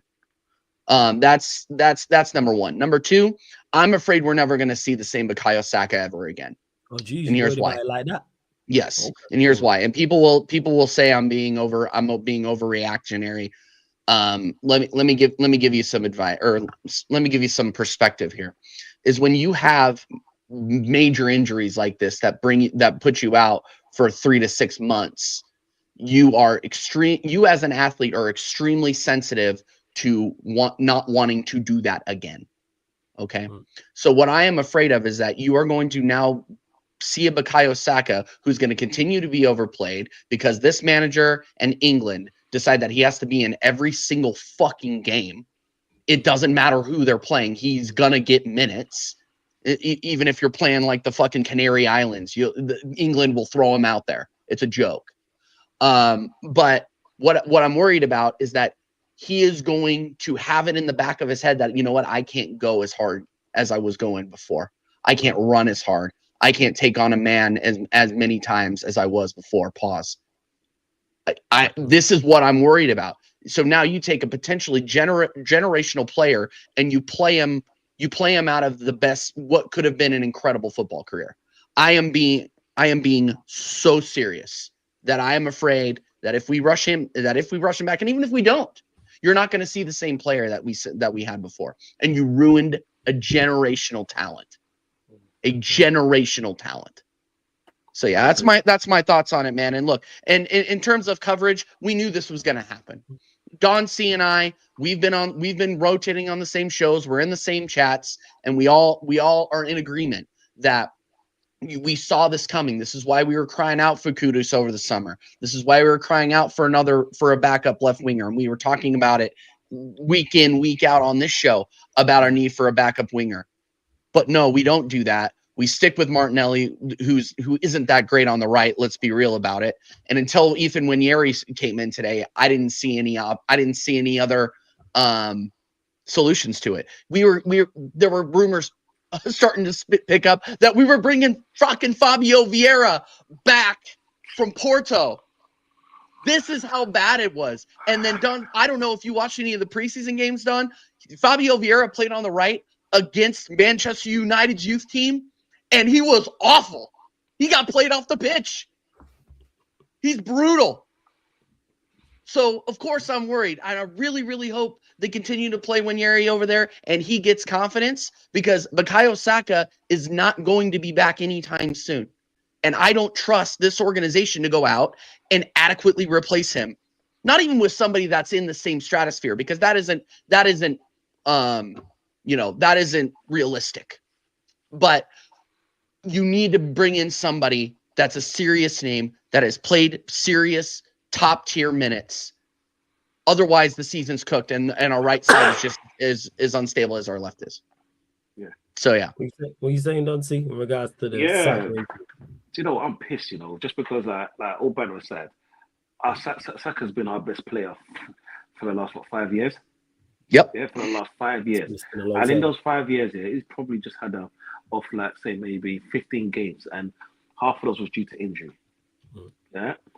And it's very sad to see someone so talented get such a major injury that could take him out for near enough until the end of April, right? Someone that we actually rely on so much, because take away all the limping and all the jokes and all of that, yeah. He is in the league. He's probably top 5 players, easy. And it's not saying the players in the league are shit. I think he's that good. People actually need to respect Saka so much, and you can see it the way we play. Yeah, I just wish him the full best, and I just wanted to come back bigger and stronger. But just like TJ said, I don't think he will, because like minimum, he's getting 2 defensive players on him at all times, kicking the shit out of him. All right, and it's taken Arteta to get a major injury to our best player to play Wanyeri. Yeah, Wanyeri. When this could be done at the beginning of the season, right? It took Arteta to be thinking, oh, maybe I should get a right-sided forward player, yeah, to replace or to give competition to Saka while Saka's fucking lying down in the hospital bed. How stupid are you? Things that we've been crying out for the longest. Get a replacement for Saka, yeah. Forget the left side now. Get a replacement for Saka, because we always knew our left side is our weakest point. But if we're always going to overplace Saka, these things are always going to happen. Yeah? And then who did we get? We got Sterling once again, who is also injured. Yeah? So now we're forced to play Wanyeri. Is it going to be a good thing, or is it going to be a bad thing? Only time will tell. You see, the thing is, I want Wanyeri to do so well. But then, if Ranieri does well, the same thing that's happened to Saka is going to happen to Ranieri, because Arteta's a pussy, yeah, and he likes to overplay players for no reason. He doesn't believe in giving these players a rest. Yeah, England don't believe in giving these players a rest. You know what I'm saying? Like I'm Jamaican heritage, right? And if England was going to play Jamaica, why the fuck would we need Saka to play? Yeah, Jamaica's shit. Yeah, facts. See what I'm saying? Jamaica's shit, like. Hey, respect Jamaica. Yeah, no, I respect Jamaica. CONCACAF powerhouses. Come on, respect my federation. No. Do you know what it is? That's my whole country. I'm kidding. Respect my federation. You see the reggae boys, yeah? Stick to reggae. You know what I'm saying? It is what it is. I get it. Yeah, it's nice vibes here when you get there, because it's going to be sick. But then if let's say England was going to play Jamaica, why would Saka be playing in that game? And if Saka's going to play in that game, why is he going to play minimum 85 minutes and not 12 minutes? Yeah, just to give him a run out. And these are the things contributing to the injury. Yeah, and this is why, as an Arsenal fan, I'm so disappointed in the whole infrastructure. In it's like if Saka's going to go to England, or even if he wants to play, this is for managers to say, do you know what, yeah, Saka, you've played the last 500 minutes, yeah, back to back. Sit this one out, yeah, or we're going to give you, because we all know Arteta likes to bring on a player 70 minutes plus, all right? We'll bring you one with 25 minutes to go, and then we keep it like that if we're winning. If we need you earlier, then we'll call you one, yeah. But now we've relied on Saka so much, yeah, and in such a pivotal time of the year, excuse me, such a pivotal time of the year, I can't see us getting anybody in January to half the level of Saka unless you want to pay 150 mil for a piece of shit. You know what I'm saying? Because you got in Rowley who's now playing out there. He seems to be the back. Obviously, we don't know if that's going to continue. Yeah, but then how much can we rely on him? True. Like today, he done so well today, yeah. But there was a moment in the game against their left back where he just got buoyed off the ball. Yeah, just simple shoulder barge. That would have happened to Saka. You know what I'm saying? and I want him to do good, but it's too early. It's too early for him. These are the times where players like Trossard need to step up. But I can't. Yeah. I don't want him to start because he's a bench guy at best. Yeah, Jesus. He's a person that should just retire. Just retire. You've done enough of football. Get the fuck out of it. Damn. Who else have we got? Damn. Right. Excuse me. Like we got Vieira, yeah, on loan. I don't want it back. We got what's his name? Reece No, Nelson. he can stay there. Yeah. Like, who have we got? Honestly, who the Hey, fuck have we don't got? forget about Reece Nelson. Don't forget about Reece Yeah. Nelson. Yeah, but Reece Nelson, yeah, he's done okay. There's a reason why he's on loan. He can stay there as well. Yeah. He can stay there as well because to play the next 15, 20 games, we can't rely on Reece Nelson. We need someone that's going to fit right into our club now. We need someone now. We don't need to we need a ready-made player instead of someone that we have to train up for the next 2 seasons. I'm just tired of it, mate. But I wish I could all the best. I just don't know where we're going to go from here. Excuse me. Yeah. Because because you got a lot of games now, coming up as well. bro, Yeah, and we're second now, yeah. Yeah, But guess we what? did win today, by the way. Just we did. Won. I know we won today. Big it up, yeah. But we're second now. But come the end of the season, if we end up 4th, you can see why. Nah, you lot will be top 3 by minimum. I think we will be. I think we'll be 3rd. I think we'll be 3rd. Bare minimum, you'll be top 3. I still got you lot second. That's still yeah. But we'll see. Yeah, but big up the win. 3-point collectors today. 3-point collectors. Yeah, so far we're the best team of 2025. There you go, Manchester United. Yeah, what is the calendar? What does the calendar year championship trophy look like? What does that look like? Those points in the calendar year 2024. Manchester United undefeated in 2025, man. Let's go. You know what I'm saying? That's it. Nice hashtag progress, people. But continue to run up the likes. Just over 100 of you in the building. Let's get up to 100 likes, man. Only 75 likes. Run up the likes. Hit the subscribe button as well. And big up to Fix Up Luke Shaw, who said a couple interesting points, not in regards to this. He mentioned about the ownership and things of that nature. You probably missed, I think you missed when I was speaking about this. Of course, Manchester United's issues stem from the ownership. It stems from terrible decision after terrible decision after terrible decision. Fully in agreement, with that. Glazers, Ineos, without doubt. However, word to my guy Eddie, what I expect my manager and my players to do is control the controllables. And that's something they're not doing too well.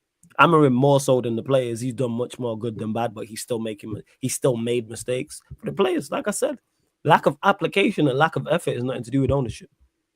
Nothing to do with ownership. Not listening to instructions is nothing to do with ownership. It's nothing to do with the environment you're in, because that just is from you. And that's where it is. Like I said, if we go out there and go out there and just apply ourselves and attempt to implement the game plan and lose, all right, I'll be annoyed we lost. But it's nowhere near as mad as I am in regards to the way, I keep stating this, there's a way to lose football matches. Great teams lose football matches. Whoever you think the best team is ever or the best team is right now, that team, those 2 teams I just mentioned lost matches. Whoever you think the best team is of all time and the best team is currently right now in Europe, lost football matches, but there's a way to lose games. None of those 2 teams lost games. Lost games, lack of application. Liverpool been the best side in the Premier League so far this season. They lost to Nottingham Forest at home. It wasn't because of a lack of effort. There was no lack of application on Liverpool's side. Yeah, they had an off day. Skill-wise, they had an off day. Forest got a breakaway chance and scored. Same way, whether it's whoever you think the best team is in the league, whether it's Arsenal, whether it's Liverpool, whether it's Chelsea, etc., in Europe, whether you think it's Real Madrid, whether you think it's Atalanta, Inter Milan, whoever the case may be. Yeah, go on. Man City, 9 games. Love it. Talk about it. Love it. We need to touch on Man City, man, because I'm loving the decline. I'm loving the downfall. I'm loving the way that when Haaland said, you know what, yeah? Stay humble, eh? Stay humble, eh? Stay humble, yeah. I hope you're humble in your position. It's because as well. This month as well is the 130 charges trial. It starts this month. Yeah? Oh, is it this month? So this month it starts. So if all goes to plan, at least you won't be alone in the championship. Fuck off. Imagine we get relegated. Wait. Imagine we get relegated and they come with us. I say send us to League One. I'm tired of these, man. No way that we get relegated and they come with us. Nah. Send us League. No, send them League One. Fuck that. Nah. That's unfair. We get relegated and we have to see City in the champs. Send them League Two. Let us be in the champs, man. Fuck all that. Yeah. Oh gosh. Scratch all that. No, yeah, and you know what? I just all these people that are refusing to blame Pep Guardiola for this. Like, he has to hold some responsibility. But there are some Man City fans out there that goes out there and goes on all these streams and defends Pep Guardiola like he's this pro bono lawyer or something.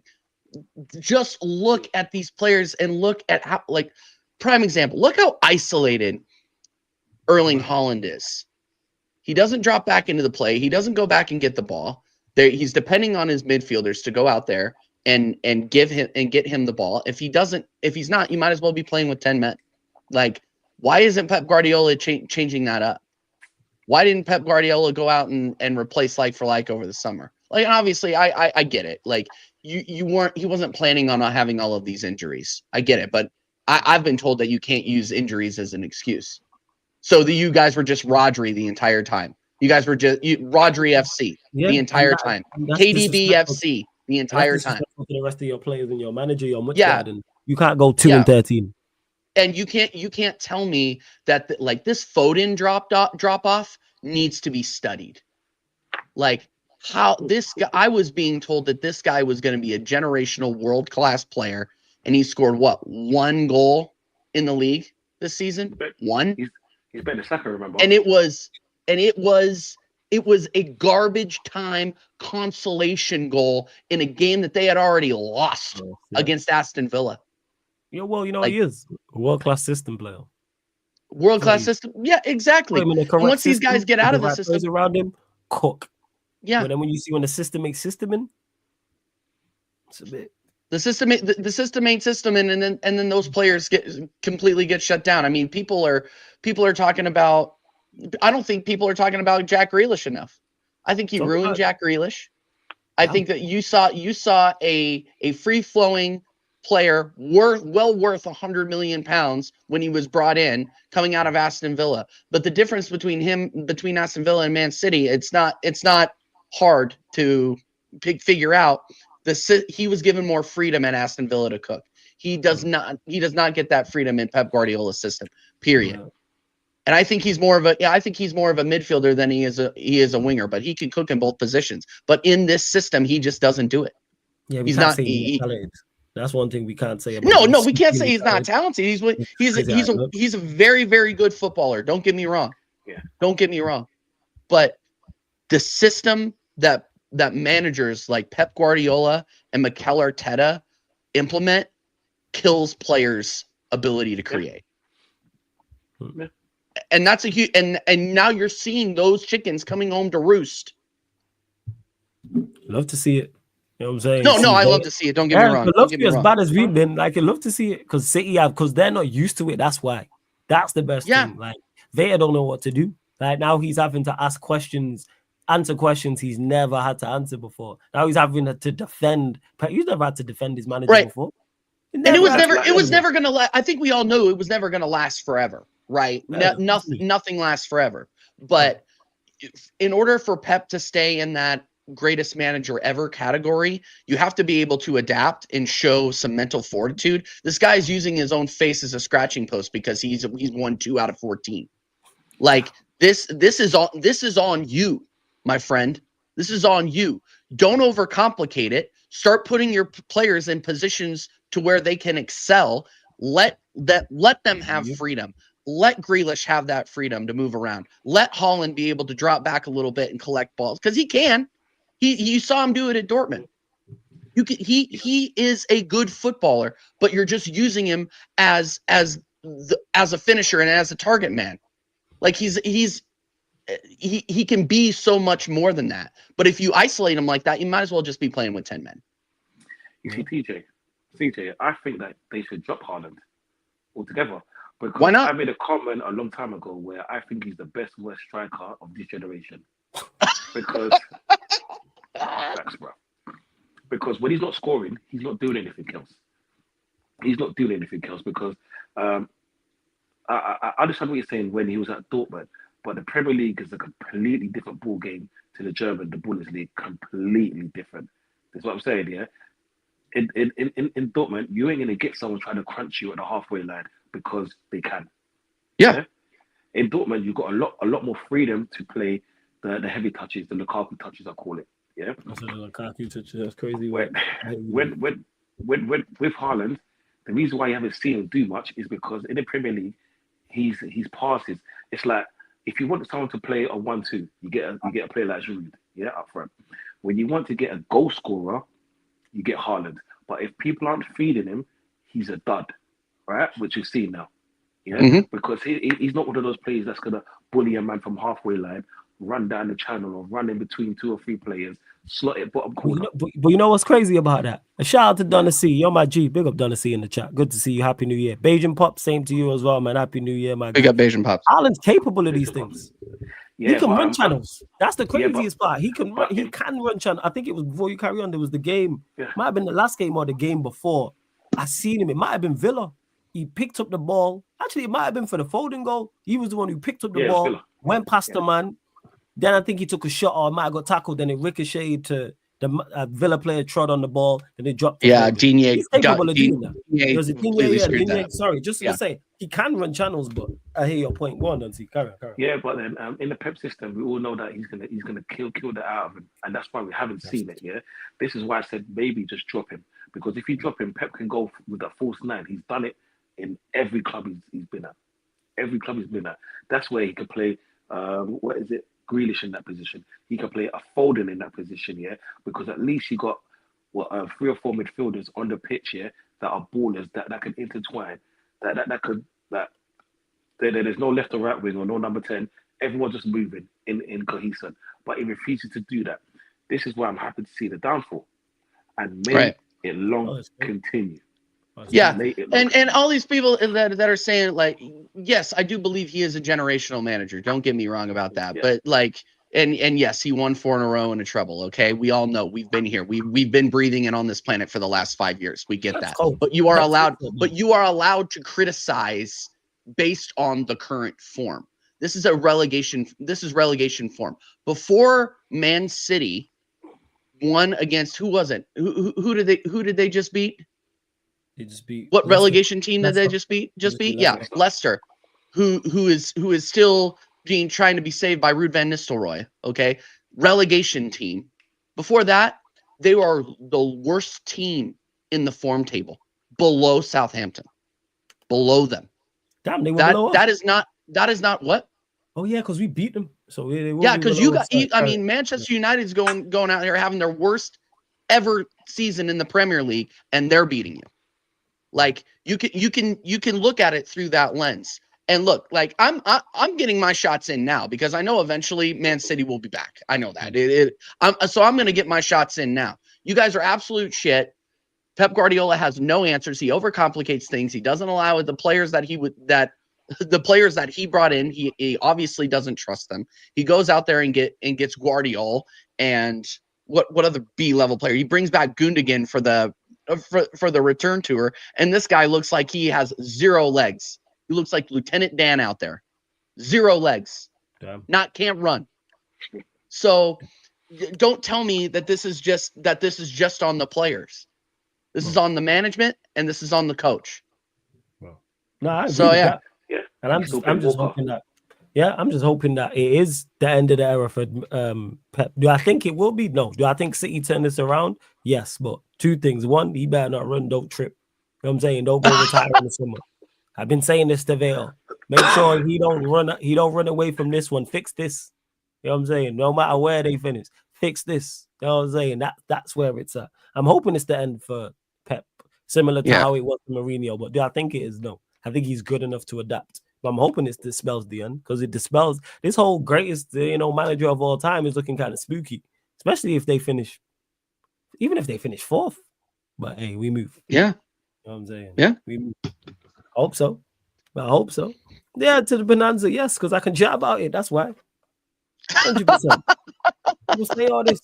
If you really want to talk about it, no one can't chat to me because I see more than everybody else in their lifetime. If you really want to go there, no one ain't seen more than me on here right now. Like, what are we talking about here? I see like 10 Premier League. Oh, it depends if we're talking about your side or your main. Oh, this guy. Hey, yeah, this guy, yo. This guy, yo. Bayesian pops. Big up Bayesian every single time. Yeah, he says just also be mindful that they're only 6 away from 4. Yeah, that's fine. But they're out of the European. They're out of the UCL places right now. They'll probably end up making it. They'll get 5th. If they get 5th, yeah, they'll probably end up making it because English teams outside of Man City are doing very, very well in the Champions League right now. So I would say we are probably going to have. They are not guaranteed to get through in the champs either. That's a big. They can't go out in that because that's different from being in a group of 4. If you're in a group of 4 and you go out, that can happen. Where are they in the Champions League right now? They're currently 25th. They're 25th. Oh my God, they could go out. They're 25th, and they play PSG next, and PSG are right around them as well. PSG are right around them. Yeah, and PSG is like. PSG hasn't been great, but they haven't been that bad though. No, like PSG are sit right there than PSG. So currently City are I tell a lie, PSG are 25th. Manchester City are 22nd. So if PSG beat them, they'll leapfrog them. And then they play Club Brugge. So basically it's a must not lose for Manchester City. I'm just saying, don't finish outside the top 24. That's all I'm saying. Whose goal is that? Don't finish outside the top 24. Just saying. We're talking about this like they're not on trial for 130 charges. So can you imagine if that goes to our way?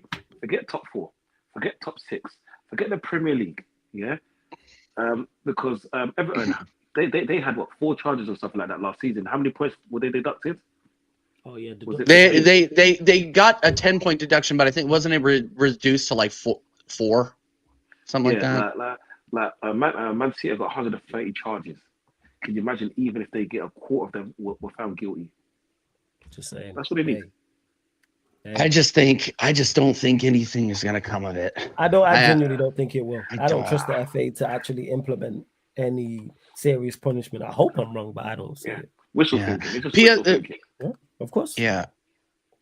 Where are they? So they're saying somebody's saying PSG stinks. Where are they in? PSG are not good now. PSG are 25th. PSG are 25th. City at 22nd, but if PSG beat them, because it is in France as well, if PSG do indeed beat them, they'll leapfrog them. Yeah, so I guess I'm just the City last game is must win against Club Brugge at home, and it's like yeah. And the French league is an actual farmers league, like we're gonna see about that, man. Like they're 10 points clear. I just need City 26 or something like that. Let's see.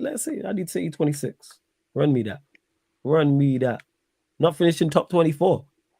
In champs. Terrible. Yeah. All right, people, we're going to close out shortly. Before we do, run up the likes. Hit the like button on the video. Make sure you subscribe to the channel. Make sure you subscribe to TJ Warren TV. The link is in the title. TJ Warren TV. Click the link in the title. Go subscribe to TJ as well. And TJ will start with you. Predictions. You got Brighton away on the weekend. Late kickoff UK time, 5:30 p.m. Oh, that's gonna be a tough one. Brighton are very good. And we have trouble with them. Play this exact same starting 11, except for Calafiori.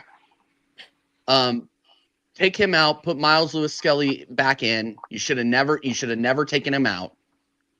And I think we win. It's gonna be tough. I think we win 2-1. But we need to see the big C word, consistency, out of Gabriel Jesus. Gabriel Jesus and Martin Odegaard are going to be the key players in this tie. So, but yeah, I'm going to go stinky 2-1 because I guess I'm being overly negative right now. Stinky 2-1. Let's get the 3 points. Let's get the 3 points and get out of there. Get the 3 points, get out of there. What are you saying? Done. You know me. I've been so supportive of Arsenal. Facts. Jesus has done so well, and I've always had his back. Martinelli is the man. Moreno is the beast. Calafiori, oh you my support days, them, what's dude. the you left support back? them players like how I support Bruv, Spurs. I hear it, man. I hear it. you see, I've supported the players through thick and through thin. Yep, Yeah, 100%. it's like a bad job. You just stay at bad job for 60 years until retirement. All right? I've been your greatest supporters, yeah. So in Intel, do you know what I'm gonna say? 1-0. 1-0 1-0. Arsenal, yeah. The reason why is because Brighton, they're fucking hard to beat at home, man. And Brighton have, at times, they just got a number. Do you know what? Fuck it. Okay, scrap that. I'm going to say 3-0. Yeah? I'm going to be supportive of my team after what I just said. Yeah? I'm actually going to be New Year, new things. Might as well. He's saying 3-0, yeah? 3-0 3-0. Arsenal. Okay. Don, if that happens, you come on. Either way, you come on my match reaction, and I'm going to play this clip. Yeah, man. There we go. I like that. All right, cool. Staying with you, Duncy. Yeah. You play Newcastle next week, Tuesday. Carabao Cup semi-final, first leg. Travel to St. No, actually, you don't travel to St. James's Park. It's at the Emirates. At the Emirates, yeah. It's at the carpet. Oh, we're going to lose. Oh, you were so positive. You know? Yeah, we're going to lose. Nah, all right then. Okay, if we're going to keep the positive energy out here, we'll put it in existence, as they say nowadays. 2-1 Arsenal. 2-1 Arsenal. Okay. You think you get through to the final? No, I don't, but I just have to be positive in it. All right, cool. What you saying? We have to win by 2 goals at the Emirates if we want to go through. Yeah, we have to win. So I'm gonna go 3-1 Arsenal. Because I'm trying to be positive. But let's be real. Let's be real. The positivity from the Arsenal lot. Who said TJ? Let's be real though. Let's be real though. Like we got Alexander Isak is probably gonna just curl one in outside the box. You got William Saliba and Gabriel Magalhaes, man. They know what to deal with. That's yeah. Surely he plays them. That's if they play. Surely he plays them too. He's playing them too. Who else has you got? Because we're not winning. We're not winning at St. James Park. So we have to win 3-1, 2 goals by 2 goals minimum to go through. And then even if we do go through, then it's anything goes against Liverpool. So because Tottenham aren't winning that game. They're gonna get they're gonna get dunked on. They get moved to. Yeah, bro. They're gonna get moved to. Yeah. So but flawless. What about you? You got Liverpool coming up, don't you? Yeah. That's the end of the show, people. Hit the like button, make sure you hit the subscribe button, hit the notification bell. Fucking Liverpool coming up, Jesus. United gonna win that. No, we're not. We're not winning. Why we did it? Don't see why. Go reason why. We did it. Go on. It's the 1st of January. Yeah. Last year is last year. Last year is history, bro. Yeah. The 1st of January 2025. You got to keep the positivity. Arsenal won today, bro. Get the Arsenal spirit, even though you're a fucking hater. Yeah. We can give you our essence, our winning essence. Yeah. The only team to win in 2025. Yeah. Do your job on Sunday. So you can't even say this shit. What's our job? Not get battered is our job. Not get battered is not the get job. battered is our job. That is the MO. Keep it to 3. Keep it to 3 goals. Keep it 2 goals, and then we good. Yeah, that's what it is. We ain't got a prayer. Like I'm just be straight honest, United fans. And this team don't deserve you backing them to United fans in any way, shape, or form. In particular, after that Newcastle game as well. But as that being said, I'm gonna still do it anyway. No. There we go. I'll take that. 0-0. There we go. By some miracle. There. You know what I'm saying? And when I say that, people, it's 1% hope. Wait, what is even the phrase? Yeah, 1% hope or 99% chance or whatever. No. Yeah, 1% chance, 99% hope. I better get used to saying that. There we go, man. It's when I say 0-0, 1% hope, 99%. Wait. 1% chance, 99% hope. There we go.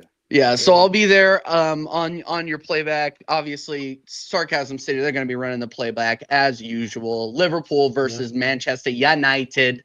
That's going to be at 4:30, right? 4:30 on Sunday. We'll start 3:30 p.m. and we got 3:30 p.m. But so we'll be playing.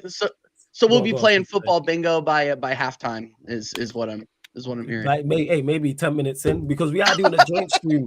Shout out to Beijing Reds. For those that don't know, obviously I do the show with Barnes and Pops on the weekend. They 2 Liverpool fans as well, and basically they run Beijing Reds, which is a Liverpool channel. So we're doing a crossover. So not only will we be live on the playback, we'll also be live on the Sarcasm City TV YouTube. We'll also be live on the Beijing Reds TV YouTube as well. It seemed like a good idea at the time, and at the time it was a great idea to do a joint stream with Liverpool fans. Be positive. Yeah, man, that's why I said 0-0, man. I said that, man. I said that 1% chance, 99% hope. Give us that W. What? Give us that W. Give us that W. I win. Hey, draw, man. Draw. That's it, yo. I've said 0-0. That's it. Draw. Hey, Amorim, do something. Yeah, Pops is here. Pops will be one of the Beijing Reds representatives. It'll be Barnes, Pops, a couple others from there. Obviously, it's 4 of us. Yeah, it's crazy, man. I messed up, Daryl, but I got there, man. I got there. Like I said, man. I got there. 1% chance, 99% hope. So I'm saying 0-0. There we go. Do we play again? Hopefully we don't play again too soon. Yeah, I think you lot are the next game for us is the FA Cup game on the Sunday. All right, we don't play again till next week Sunday. There's no midweek game for us. Thank fuck for that. And big up to Stay Humble, hustle hard as well. Big up to Stay Humble, hustle hard for the super chat. Appreciate it. Did you drop? Is that a sticker or something? Let me check. Well, big up. Anyway. Yeah, it looks like he sent it and he didn't throw throw any. Let me know. Stay Humble, hustle hard. If there was a message you wanted to add to that, you don't have to super chat, but I read it out because he just dropped that. You just dropped that in. Let me know.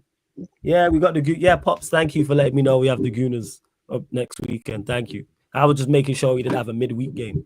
So thankfully, I only have to watch Manchester United once this week and once next week. And we go from there. Fucking Arsenal United back to back, you know. What? I mean, Liverpool United back to back. Anfield Emirates. That's beautiful. That's beautiful, bro. Yeah, for you lot. I might jump on your live, bro. So when we do with you, I can just laugh at you. I'll just laugh at you. Join the stream if you want. Feel free, man. Yeah. Feel free if you want to join. Man. Feel free. Feel free. You do the watch along, TJ. Oh, I'll be doing a watch along for Arsenal United and Tottenham. But I'm not doing it. I'm only really doing watch alongs for the big sixes. Oh, the big six games. Okay, fans. Yeah. I forgot. Yeah, you lot got the North London derby coming up. I did my schedule, and that's like midweek. I was like, dude, yeah. So we get to turn. So Don, we get to turn over Flawless's side chick and his main chick. Oh, that's beautiful. It's gonna be great. I can't wait. That's beautiful, bro. When is it? Because is it the 50th? It's the 15th, isn't it? It's the 12th and the 15th. Yeah, it's the 15th. It's the North London derby. So Flawless, ain't you bought your side chick yet? Nah, you know what I'm saying? They gonna get something in that game against you lot, man. I'm telling you. They got something for you lot. They got something. I'm telling you, they got something for you. They're gonna get stamped. It's gonna be. We're gonna beat them 4-1. It's gonna be a massacre. We will be there, man. We are going to carve them up. I'll be on my watch along dressed in all white, man. You know what I'm saying? We will be there. Oh my gosh! I'm saying again, piece of shit. In all white, yo. That's best. Like I'm gonna be there, all white, 100%. White t-shirt, white hat, the whole 9, white shorts. Can we do just a suggestion? Could we do a crossover with Jez and Jacob? Oh yeah, we can make that happen. For the North London derby. Well, let's make that happen, because if you guys don't know, Jacob Walraven, United Spurs of America, is my favorite Spurs creator to piss off. So we can make that happen.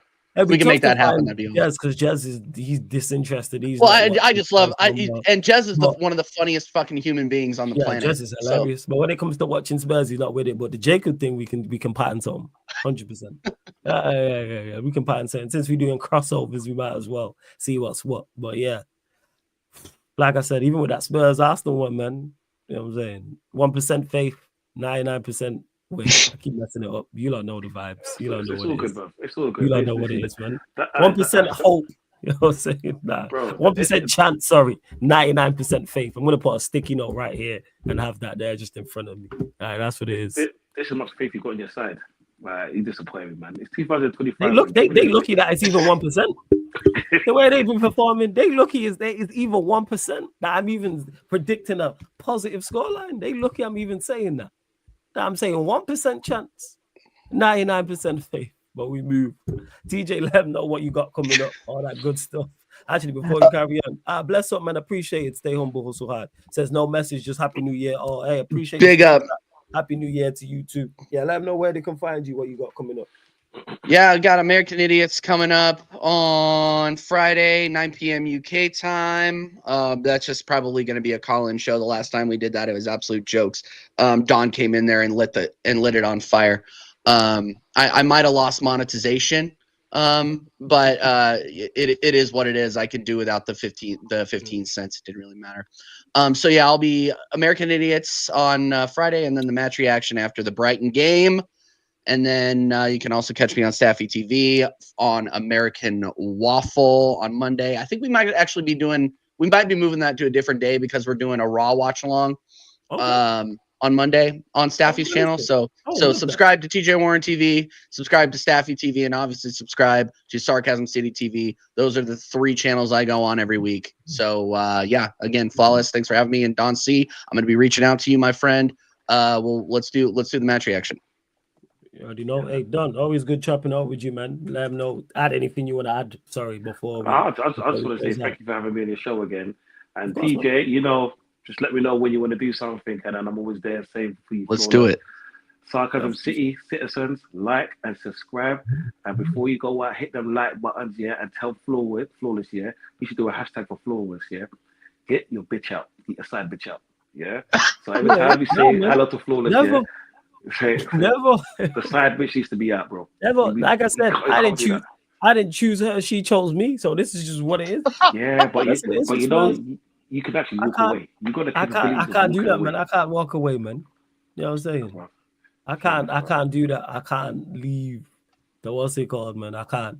Yeah, I know it's too many people in the rotation. I never knew that that's the one thing I learned content creating. Like I knew about Arsenal Spurs. Like I knew about that rivalry. I didn't know about Spurs Chelsea. I didn't know how disliked Spurs were in general, like from London clubs. I didn't realize there was that hatred. So I'm like, yeah, you know what? They hate Arsenal too. Let's do it. You know what I'm saying? And I know it's Chelsea fans, so I'm with it. Like I say, man, I will be there on that watch along, man. All white. You already know, man. You know what I'm saying? White hat, white top. You know what I'm saying? White shorts. If I could find. Bro, you don't come to Manchester this year, innit? Yeah, but I can't do what you get. Have a bottle waiting for you. Yes, Dad, what are you telling me, family? Yeah, take this. You already know. Hey, but big up, man. Love to everyone who has locked in already. And shout out to Chinnu who says 2025, the year of the Sarcasm City crossovers. Yeah, man, it seems we're doing more watching on crossovers already. So for someone who asked us like, oh, new shows, and I was like, there will be already. So not only Liverpool, Manchester United games, it'll be Sarcasm City TV, Beijing Reds TV. So live on the Beijing Reds TV YouTube, live here on the Sarcasm City TV YouTube, and live on the Sarcasm City TV playback as well. That Arsenal Spurs game as well. I'm going to talk to TJ. I'm going to talk to Jacob, and we'll try pattern that because that'll be a good one as well. So, yeah, man, there's definitely something. If it goes well with Beijing Reds and with TJ and Jacob also, something we can do more of in regards to watch-alongs, when, especially when it's the Big Six. Especially when it's the Big Six. So, yeah, we'll definitely sort that out as well. And, yeah, man, Chinnu, that's it. I didn't choose the game. The game chose me. I'm saying. Came up to my front door and knocked on. I answered. So, we out here. You know what I'm saying? Bro. We out here, man. Like I say, man, six most successful team in Europe and England. You know what I'm saying? Second most successful team in Europe and London. Hey, shout out Spurs, man. Just saying. Hey, people hate the facts, man. This is facts. Anjin. Great job. Right. Make sure you lot don't forget as well. This show, all the other shows on the YouTube channel, apart from watch-alongs and the fan calling show, are available on all audio platforms. So if you're on Spotify, make sure you hit the follow button, hit the notification bell as well, man. Sarcasm City TV, 5-star us on there. Follow us because you may not want to listen on YouTube. Maybe you're out and about. You don't want YouTube using up all your data, people.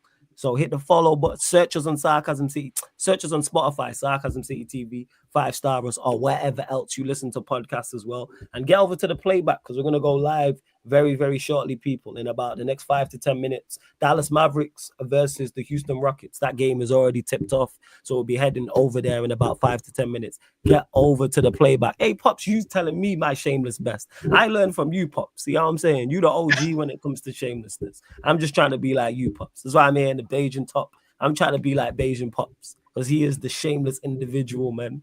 Like he is the epitome of it. Trying to be like you as well. Today, who says United and Spurs still big six? In terms of the name, yes, but are they the 6 best teams? Are they one of the 6 best teams in the country? Well, 2 of them, no. All right, quick question. Well, Okay, what do we class a top 6 team? No, because he said big 6. Okay, top six to me is just the best 6 teams in the league. I think we need to have a vote. I've been saying this. I think we need to have a vote to figure out if we still want Spurs as a part of the big 6. Somebody's got to take that spot. Come on, Forrest, you can do it. Forrest, just get a little bit consistent. Let's go. Yeah, consistency. Someone's got to be there, not only in regards. I need Nottingham. You want to talk about Champions League heritage? Get Forrest back in there. Get Forrest back in there. Forrest, I'm saying more Champions League heritage than all of North London. I hear you. Yep. True. I'll take that. Yeah, just don't fucking talk about Spurs because I've got respect for them first. At least they win things. Yeah. Worst case possible, they've got a championship, what is it, a trophy? Spurs have got what? What have they got? A new stadium? Nice new stadium, man. The stadium is nice. I'm trying to get apart from flawless, they haven't got anything there for them. A nice stadium, man. It is. Let me know. Dude, it's a great stadium. I heard it's a very nice stadium. I'm trying to get there. I'm trying to get there. But you lot, don't forget, like I said, Mavericks versus the Rockets. We're heading over there, man. The Mavs versus the Rockets, people. We're heading over. Dallas Mavericks, Houston Rockets on the playback. You see it right there. Sorry. Playback.tv/Sarcasm City TV, or download the playback app from your app store. If you're an NBA fan, head over there. If you have an NBA League pass, you can watch along with us. If you want to watch the game, I'm giving out VIP passes so you can watch the game for absolutely free, people. Also taking spoiling questions from the chat. We'll also be running football bingo as well. And you think the YouTube channel Sarcasm City TV is crazy, get over to the playback because that's like Sarcasm City TV after dark with the conversations that go on over there. Because here I cut conversations and tell people chill out. Over there, it's like, all right, whatever, anything goes type of thing. But yeah, man. Big up to everyone that's locked in. I hope you lot have enjoyed the first live stream of 2025. I'm literally just trying to find somebody to redirect to. Gunner, I think Gunner's live if you want to go. Gunner's live, yeah. I'll send you lot over to Gunner if Gunner's live. Shout out to Gunner. Well, no surprise, Gunner's live. Yeah, no. Surprise on that one at all. Yeah, no surprises. Omar's still live. 1 second. If Omar's still live, I'll send you lot over to Omar. Yeah, Omar's live. Is he still? He's still because he went live early. Yeah, him and Prime. Oh, him and Prime. All right, yeah, man. I said, see, man, class with some garbage. At least you got some class over there because you got Omar and Mike's over there. Unfortunately, Prime's there. Yeah. All I need you lot to do is put Sarcasm City Raid in the chat, people. Sarcasm City Raid in the chat. So big up, love to everyone that's locked in. This has been the Manchester United Arsenal show. Mandem United meets the Gonna Talk from Arsenal podcast live on the Sarcasm City TV YouTube. Again, thank you very much for tuning in and Happy New Year.